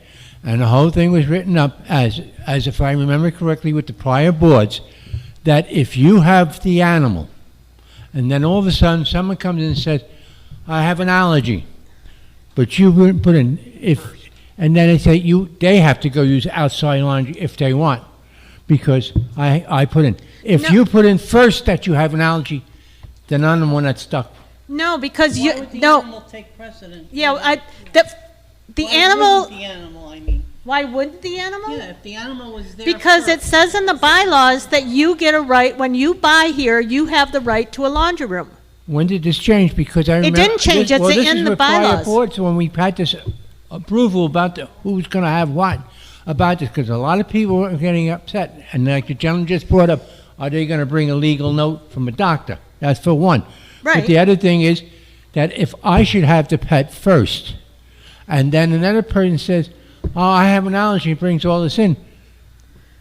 It's But the they- bottom, they- the bottom line, Frank, is we are no pet community, and the, Well, the, you're that- a well, wait no a pet second. community, but as a person that can have a service animal, because we had to see able to shepherd here many years ago. I know McCosy went bananas, and the reason why I say that is I know I'm heavily involved with service animals because I was on taking care of buses, and we get the state comes down and tells us if a guy came on with a snake, he'd come on the bus, and I said, either him or the snake better drive the bus because I'm getting off. Right. Okay? I mean, it's a So- common little joke. So Frank, but let me find out for you. I would appreciate Okay, because that. I would be speculating as much as the next person, but let me find out. I'll do some research and I'll let you know. Okay, thank Okay? you. What if I didn't know I was allergic until you moved in and all of a sudden I'm having allergies? That's the question. No, I get it. And there's people that, I mean, that get allergies throughout your life. I mean, things change and you get allergies. So, I don't know the answer to that, Frank, but I will find out for you and I will let you know. I don't know. Yes. Any other comments? I'm just looking at some of the rules, and one that I want to make sure everybody's following is the ARC rule. And that says, prior to any alterations, flooring, windows, door walls, kitchen remodels, bathroom remodels, hurricane shutters, and air conditioning units, to a unit, the owner must fill out an ARC request form. And it has to go to the office, and Holly and Sabrina have to approve it. So we are going to start enforcing that, and it's available online. Yep. So, I'd like to make a motion to approve the updated rules and regulations. I second it. Dick? Yes. Paul? Yes. Joe? Yes. I say yes. Eileen? Yes. Brenda? And Sabrina? Yes. All in favor, motion carries. Thank you, Kim. You're welcome. Okay, now I'm going to discuss some DBPR complaints. A couple of complaints were made to Florida DPBR. It's the license, it's the I was state gonna license. s- Oh, I'm sorry. Okay. DPBR is the Department of Business and Professional Regulations, the division of Florida condominiums, timeshares, and mobile homes. So we knew these couple of complaints were probably out there. So with the Freedom of Information Act, we are able, and it's public knowledge for everybody, it's part of all the transparency laws and everything. Kim was able to obtain the complaints and the correspondence and everything that goes along with it. She put in a Freedom of Information Act request. So the first complaint was regarding an individual that wanted us to conduct a study to determine the actual costs to run washers and dryers. The complainant thought that we were violating a few different laws. FS, Florida Statute 718-1122B, stating that we didn't prepare a proper reserve study for the account, and combining laundry equipment over 10,000. This individual complainant was trying to turn a restricted line item into a mandated reserve. So this whole thing I sort of explained earlier. What it is that it's now items over 25,000, and if you have different items in one account, it doesn't turn into a total amount. So if the line is over 25,000, the line does not go from being a restricted line to a reserve line, which is a Florida statute mandated line. There's four Florida statute mandated lines, paving, roofing, painting, and items over 25,000 now. So that was kind of what was being said. What ended up happening is this, this ended up being disposed of as no violation.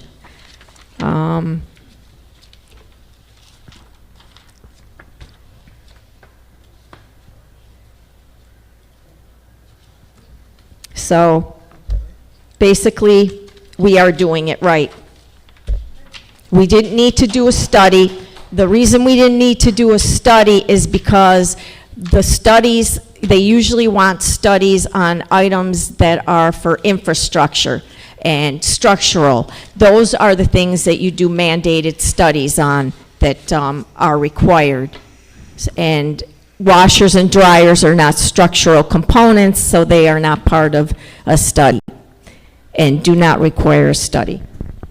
The second complaint was regarding, let me find it,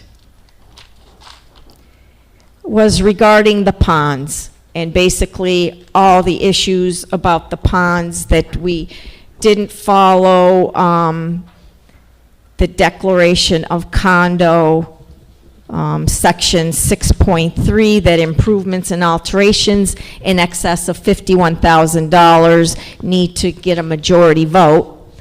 And also threw in another Florida statute that requires 75% vote of owners to approve projected improvements. Now, the 75% is for things, let's say, now we're painting the buildings. If I decided on my own that I think they should all be white with purple doors or something else, I can't just, we can't, the board can't just do that.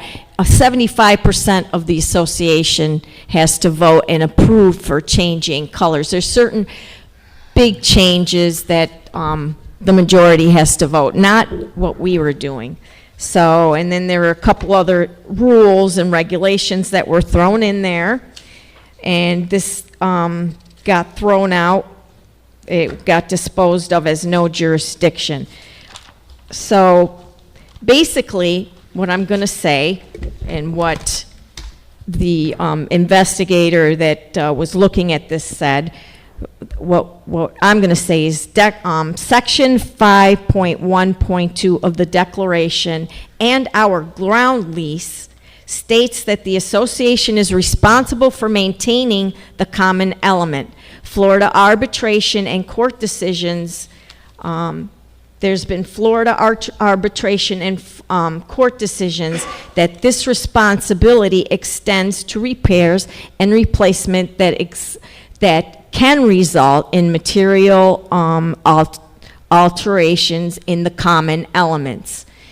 In other words, this approval is not required when the alteration falls within the scope of the association's responsibility.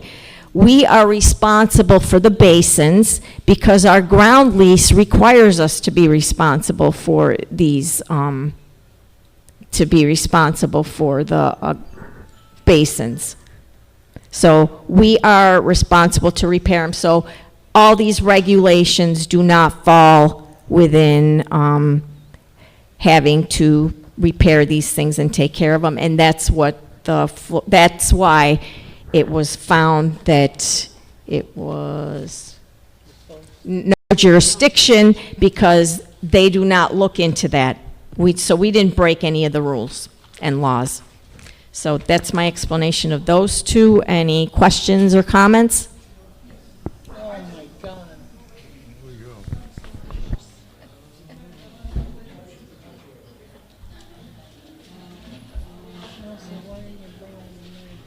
You're only getting 3 minutes. I realize that. Couple things need clarified. First, they were not saying that you're doing it right. They say they deny that they have the jurisdiction. I had 3 complaints, not just one. One complaint was I wanted a copy of the study that was made. I was denied that copy of the study.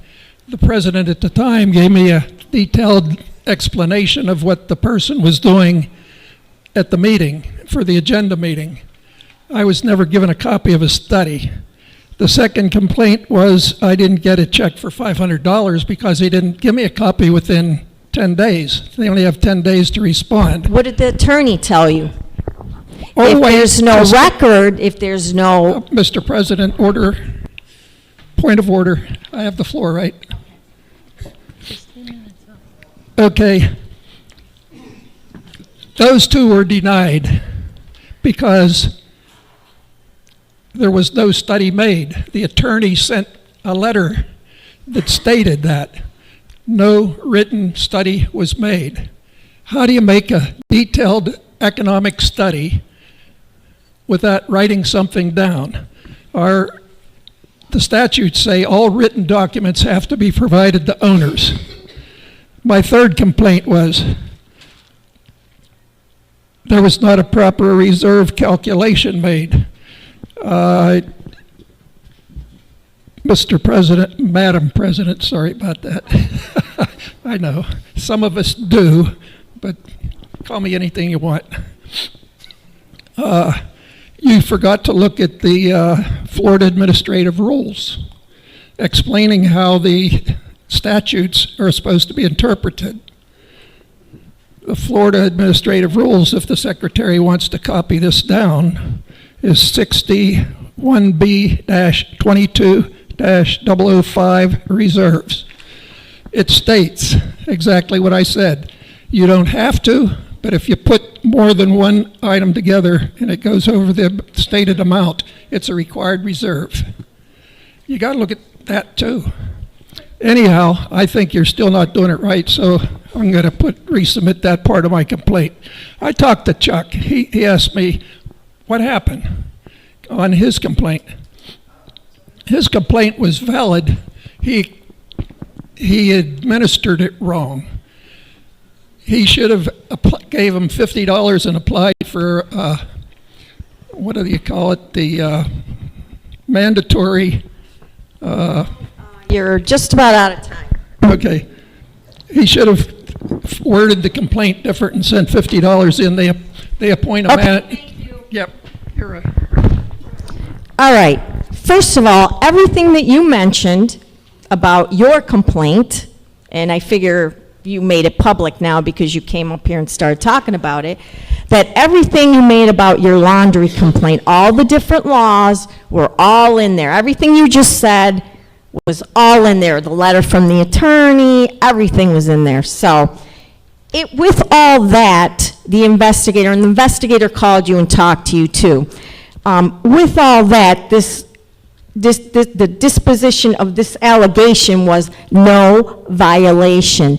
And you keep going up there and saying that when you put things in, accounts get combined, and then you're trying to say and trying to make it that when we put items like the laundry, when we have that laundry, and it ends up being over $10,000, that it's going to be, it now becomes a reserve item instead of a restricted. That never happens. It's called items. So each item has to be under $25,000. Then it's not a restricted line, it's not a reserve line item. It's never going to be a reserve line item. And over here, it's on the letter that they sent you, this letter that was just sent out very recently, it said that there was no violation.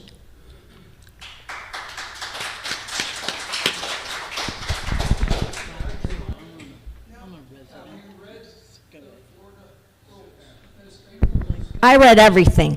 And with you guys watching our every move, I have to read everything and look at everything and call the attorney constantly because you guys are waiting like vultures for us to make a mistake.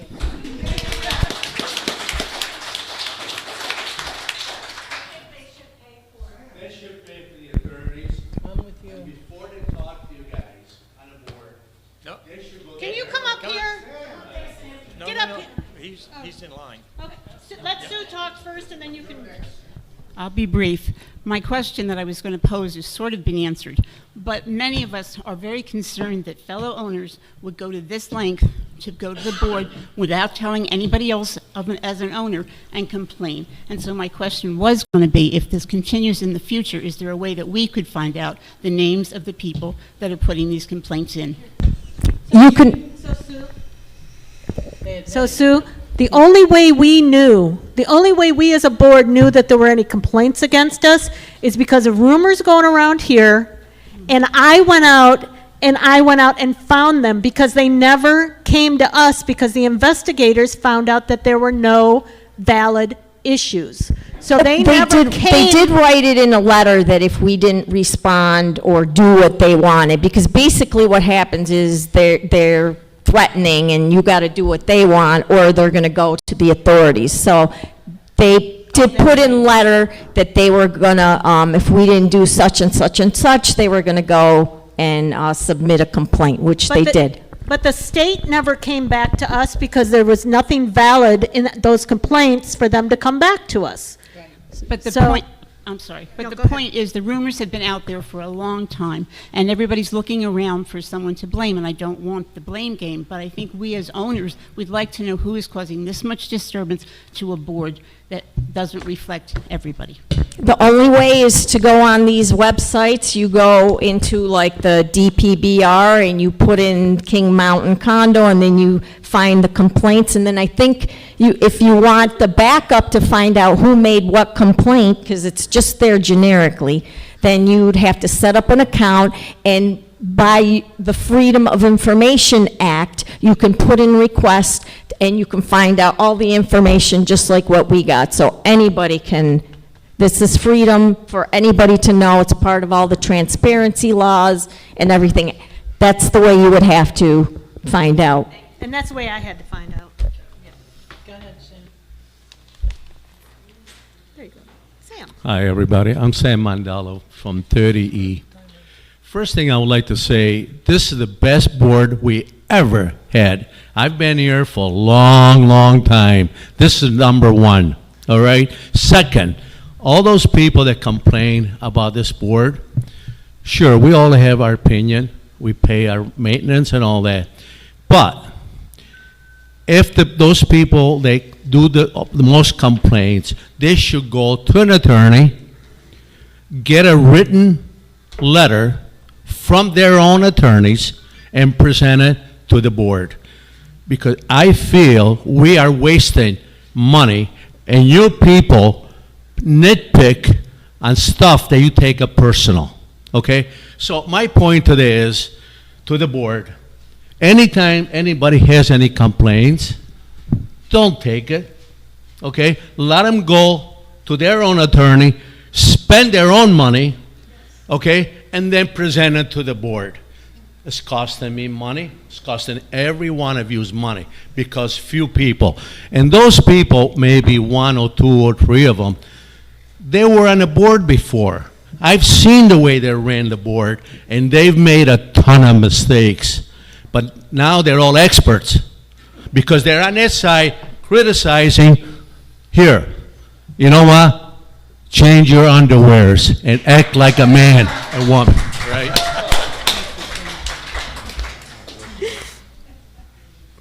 And I'm going to say one last thing about the other, the pond. All the different laws were thrown out there, and they had no jurisdiction because it has to do with a repair and and maintenance thing that we had to do because it's part, that's the way it was. So that's why. If it was illegal or we did a violation, they would have came out after us. And obviously, they looked at the whole complaint, Chuck saying that he didn't send his $50 or whatever. They still looked at the whole complaint, and they still sent him a letter stating what the findings were. So they looked at the whole thing. He didn't, the whole violation. No jurisdiction. All the laws were there. If we had broken a law that he had listed, they would have came after us, and they didn't.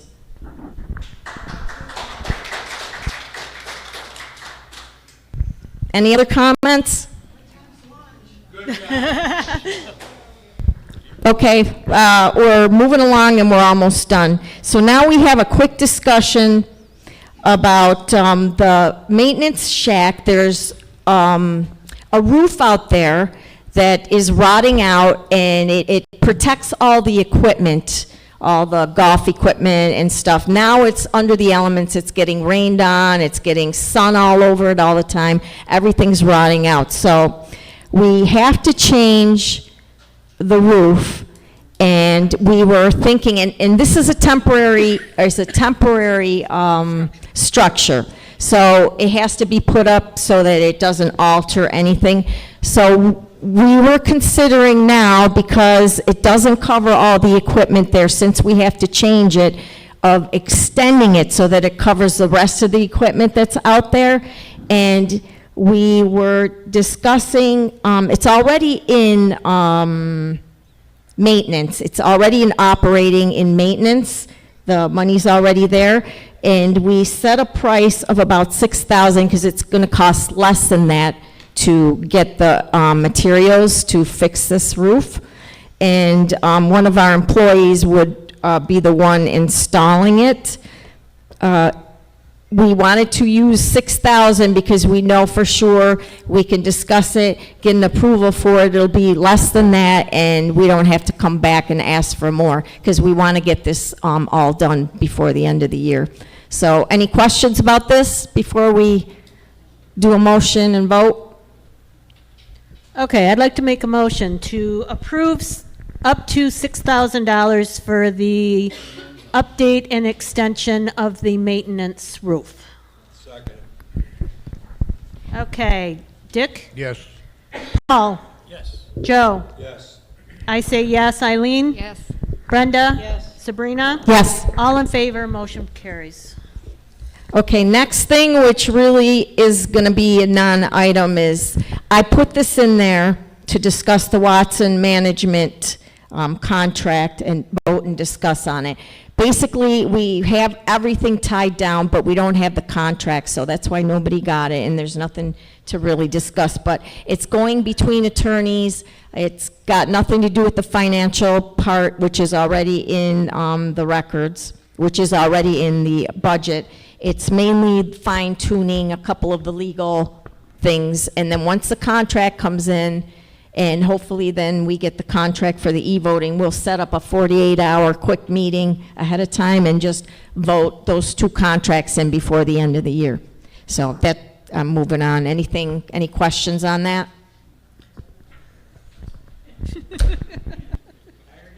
We should have left you a chair.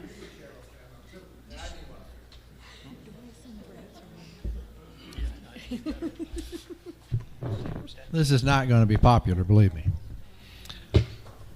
Have you done any survey of all the residents, or as many as you can, as to who likes or who wants Watson, or who wants to go back to the way we were? Or is this what the board members think is the right thing to do without those surveys? Okay.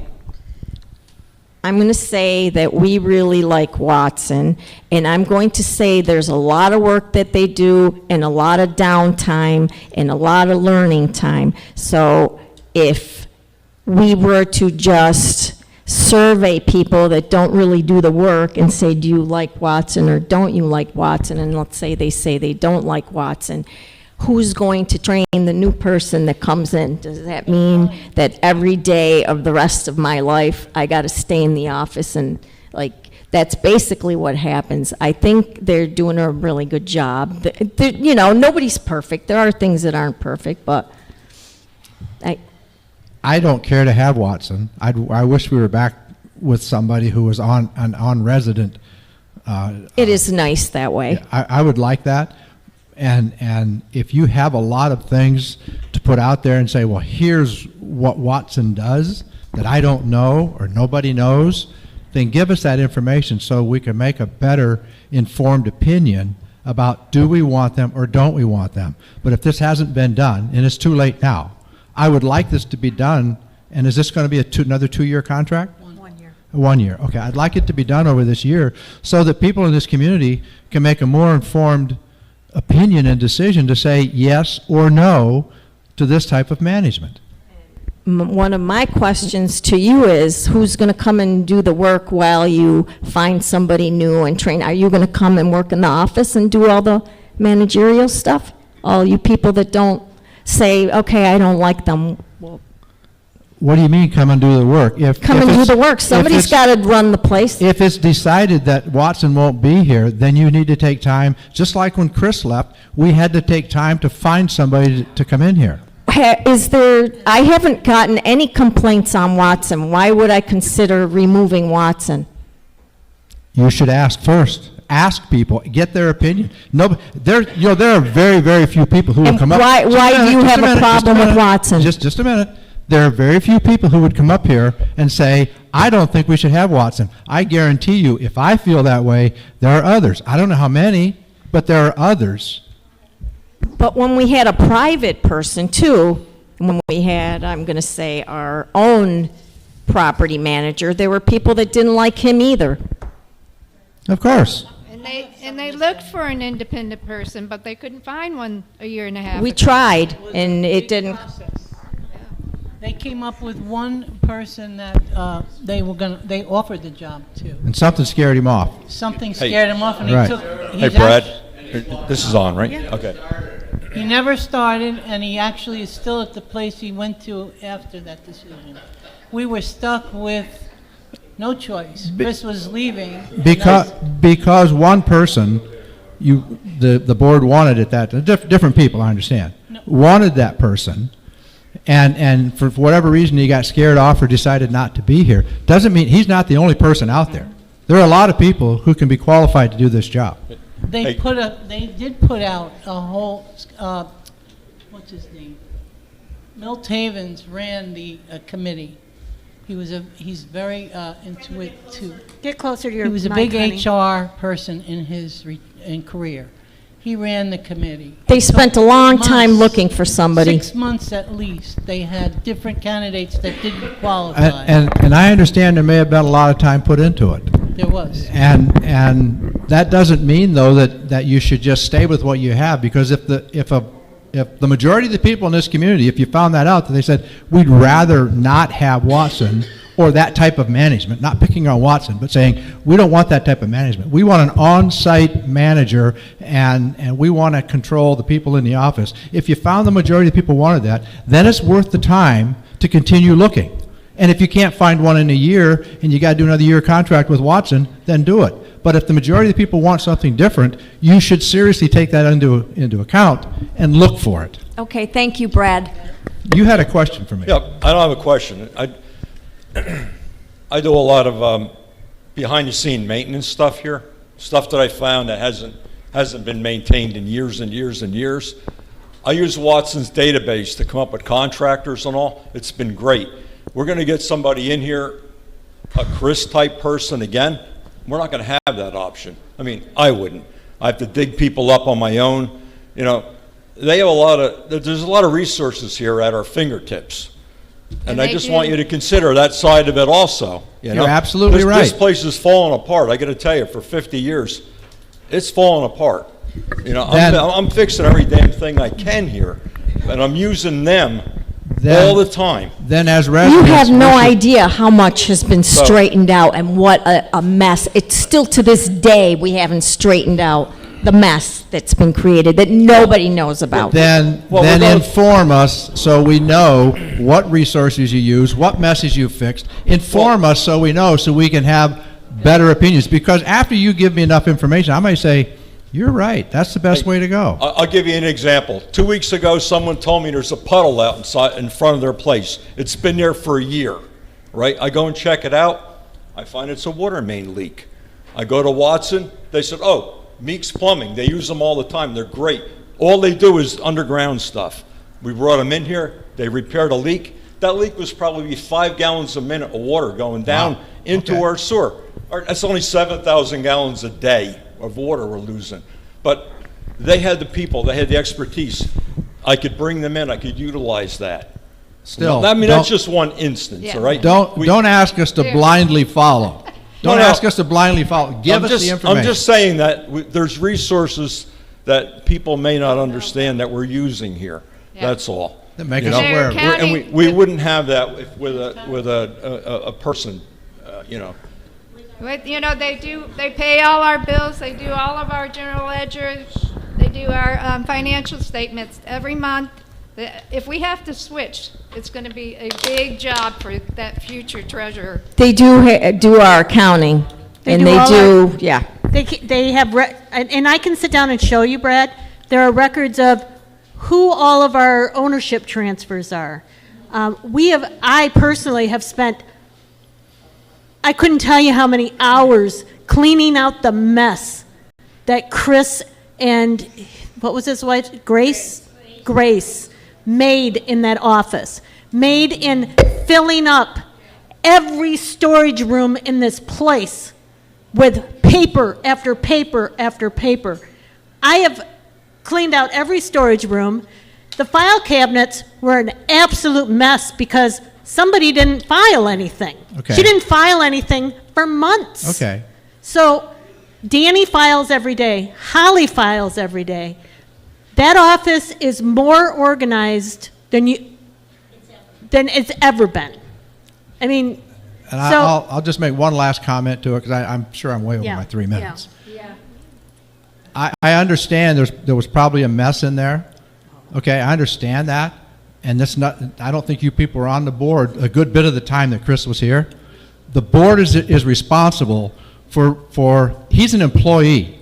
The board is responsible for holding him accountable, which wasn't done. I have a lot of complaints about what was going on in that office before that was not taken care of. The board was fully aware of it and let it happen. So it's our own fault that we have such a mess. And when you have not a company like Watson, I think the boards get complacent and they start to allow your property manager to do what they want to do. Holly has rules she has to follow. She has certain things that she has to do per Watson management, which Chris never had. And I think that the board just believed what he said. We trust He was a him. great salesman. They believed what he said, and they followed him. That was our fault. Yeah, we trusted him. That was our fault. So, poorly managed. Chris was poorly managed and allowed to get away with too many things. But that's our fault, not Chris's fault. It's true. We trust him. Okay, so we're moving on. All right. Parking violation update. Okay. Last meeting, we talked about people that didn't have parking permits on their cars. Okay? If you don't have a parking permit on your car, I don't know you're supposed to be here. Okay? So, Sabrina and I went out and we put violations on people's cars because you didn't have a parking permit. Now, I must apologize to some people because, as Sabrina kept saying, it's like, where's Waldo? Some are on their side, some are hiding in their cars. I saw one where they have a hanger and it's sitting in their console. If I gave you a violation and you had one, I'm sorry, okay? But we handed out upwards of more than 50 violations. 30 people have come in and gotten their parking permits, which I thank you all for doing that. I got 25 left. And I actually created a spreadsheet with all your names and where you live and what day I put your violation on. So what we're going to do is we're going to go out and give it one more try this week. I'm going to put parking violations on these last 25 cars again, and hopefully people will come in and get their parking permits. But we're not doing this because we're mean. We're doing this because we got to know what cars are supposed to be here, okay? So that's where we're at on the parking violations. And remember, you have to have a valid registration on your car. If you live in Connecticut, surprisingly, I found out today that I can call Connecticut, I can give their license number and their zip code and see whether they have a registration attached to their car. I found one that wasn't, so that's gonna be towed. So, Because your car should not sit here unmoved for years with flat tires and, that car hasn't moved in 3 years. It's going. Okay. Water basin update. Water basin 3. Okay, Water Basin 3, the bulkhead's going very well. We're out of the trouble zone. We've dug up everything that Monterey's buried for the last 50 years, but we're finally past that. Well, yeah, we didn't find Jimmy Hoffa or anything, but anyway, that's going very well. We've had a couple of very small change orders, and I don't anticipate any more. We're actually moving west now. We're behind building 37, and it's going good. So the next thing we have is the lift station. Lift station, we had another issue with some kind of adult garments or diapers or whatever. Quite a few of them actually got into the lift station and really fouled it up. Result was we had to have it cleaned.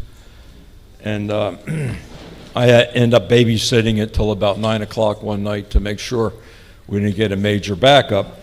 So anyway, please, please, please, nothing down the toilets or anything other than what's supposed to go down there. Even something that says it's flushable, don't flush it. If it's not, toilet paper or something Human natural, it doesn't belong there. So next we have the buildings, concrete restoration, phase 1, first 10 buildings going very well. Anticipated being done by the first of the year, and I think we're going to make that. We have in the works, we're taking bids now for the next phase, which is potentially going to be 20 buildings. There are less work involved with them, so we should be able to accomplish that.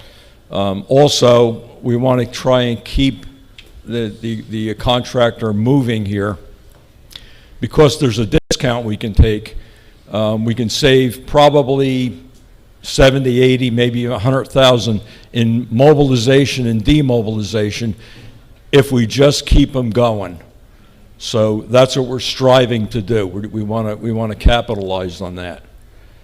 So the only other thing I have, which we didn't include on here, is our irrigation system for the golf course is beginning to fail, and that's because of its age. It's a multitude of issues. The well may not be able to supply us with adequate water anymore. Our pump, which is only 5 years old, isn't pumping the quantity of water that we really need.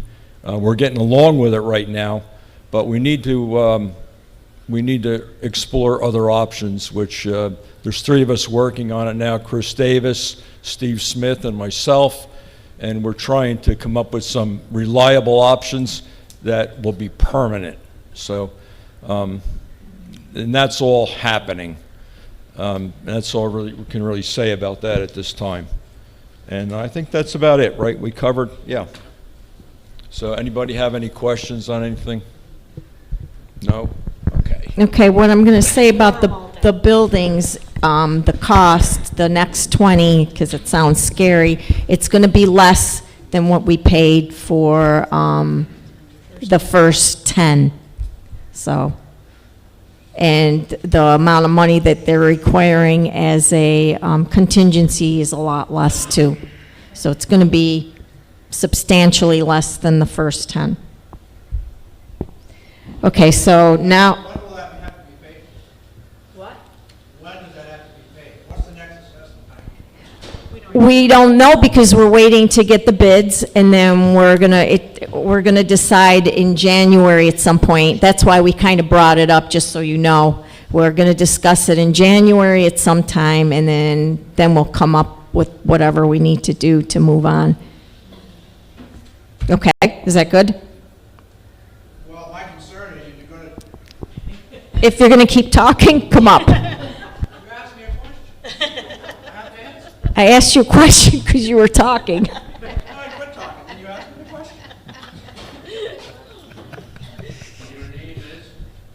Same as it was before. It hasn't changed.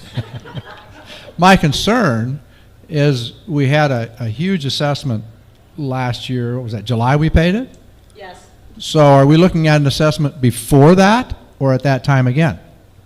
Okay, I'm going to explain the reason the assessment was so late last year is because we had changes in the board and we didn't start what we needed to do in January. So we started discussing it in March when we got the new board in, and that's why things are still happening now. Otherwise, that project would have been started a while back. This time, we're going to be discussing it in January, and probably sometime after that, we'll discuss like a special assessment, but the special assessment is going to be nowhere near what it was last year. Even Okay. half of last year is not nice. I know. I don't know what it's going to be, but I don't. And coming here in the spring, if it comes in the spring, is not nice either.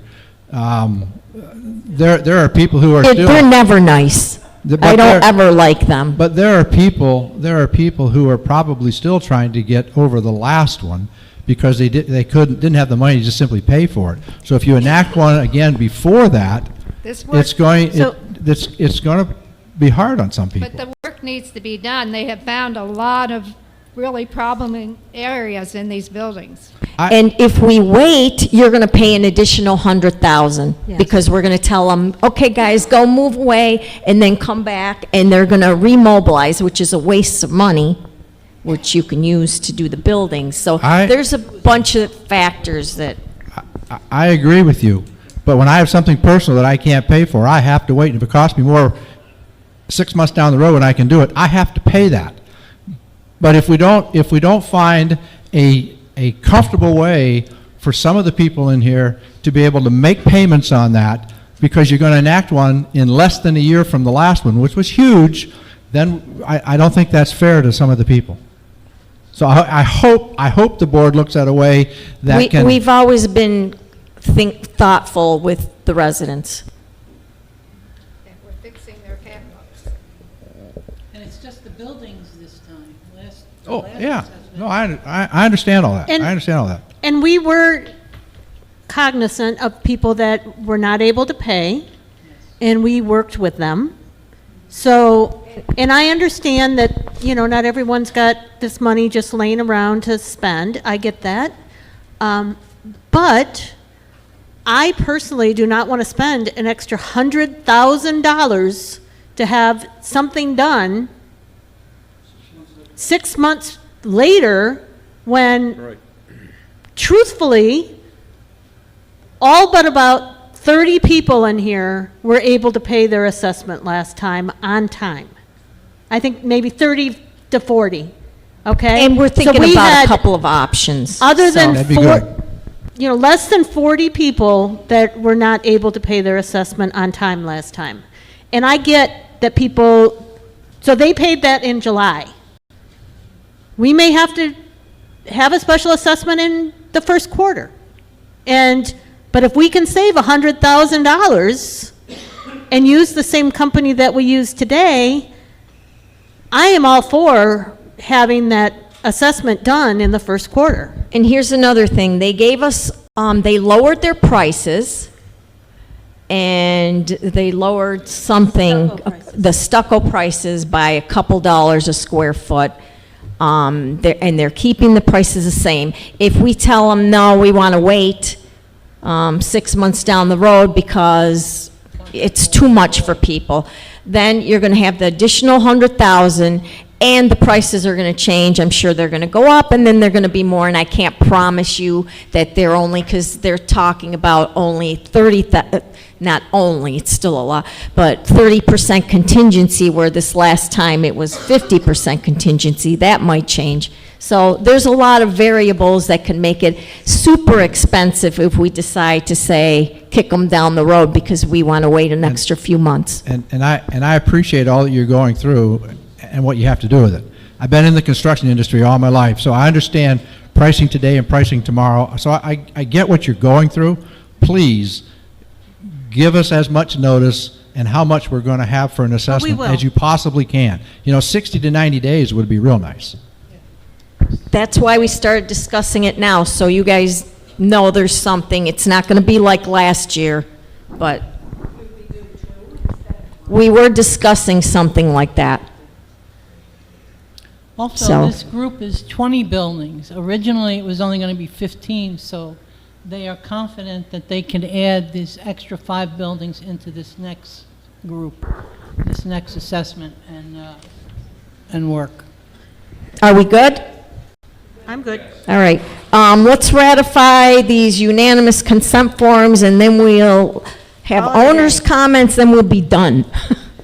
All right, so the first one is Carlos Landscaping for Water Basin 1 repair for $7,200. We don't have to vote on each one of these, do we? No, we can vote on all of them, right? We've already voted Okay, on them. I'm gonna, these were all unanimous We can just ratify them all. consents, so we're gonna ratify these. The second one is Hurricane Retrofit, repair of a shower at the clubhouse pool for $880.65. Then America Strong, that's doing the basins, it was a change order for Water Basin 3 of $5,500. Hydrodynamics, that's on the irrigation, it's a clay valve in the amount of $4,157.71. And then Lapsco was a dryer replacement for $1695.95 at Building 34 on the second floor. Can I, I'd like to make a motion to approve all of these consent forms. I second it. Okay, Dick? Yes. Paul? Yes. Joe? Yes. Me, I say yes. Eileen? Brenda? Yes. And Sabrina? Yes. Okay, owner All in favor, comments. motion carries. Yes. Okay. Owner comments. Any comments, anybody? Or we knocked you all down.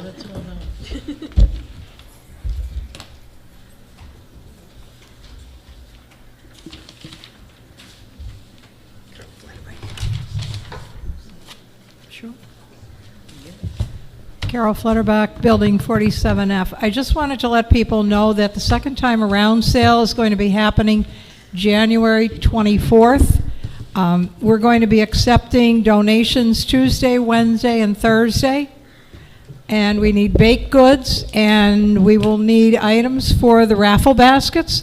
If you want to make any donations, or if you have any questions, call myself or Phyllis Snyder, and we'll be happy to help you out. We need some help. People have volunteered to help. Just give us a call and let us know, and we can use all the help we can get. And donations, we can use a lot of them, and we need a lot of people to do some buying. Okay. What was the drop-off days? The drop-off dates, it's, the day of the sale is the 24th. The drop-off days are Tuesday, Wednesday, and Thursday. Tuesday and Thursday, I think the hours are 10 to 1. And Wednesday, the hours are 1 to 3, I believe. 1 to 3 or 1 to 4. But they'll be out there, they'll be posted, and there'll be signs up. But I wanted to give everybody a heads up because we've changed the date. It's in January this year, not February. Thank you. Anyone else?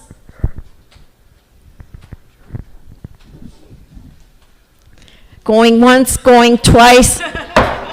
Meeting adjourned.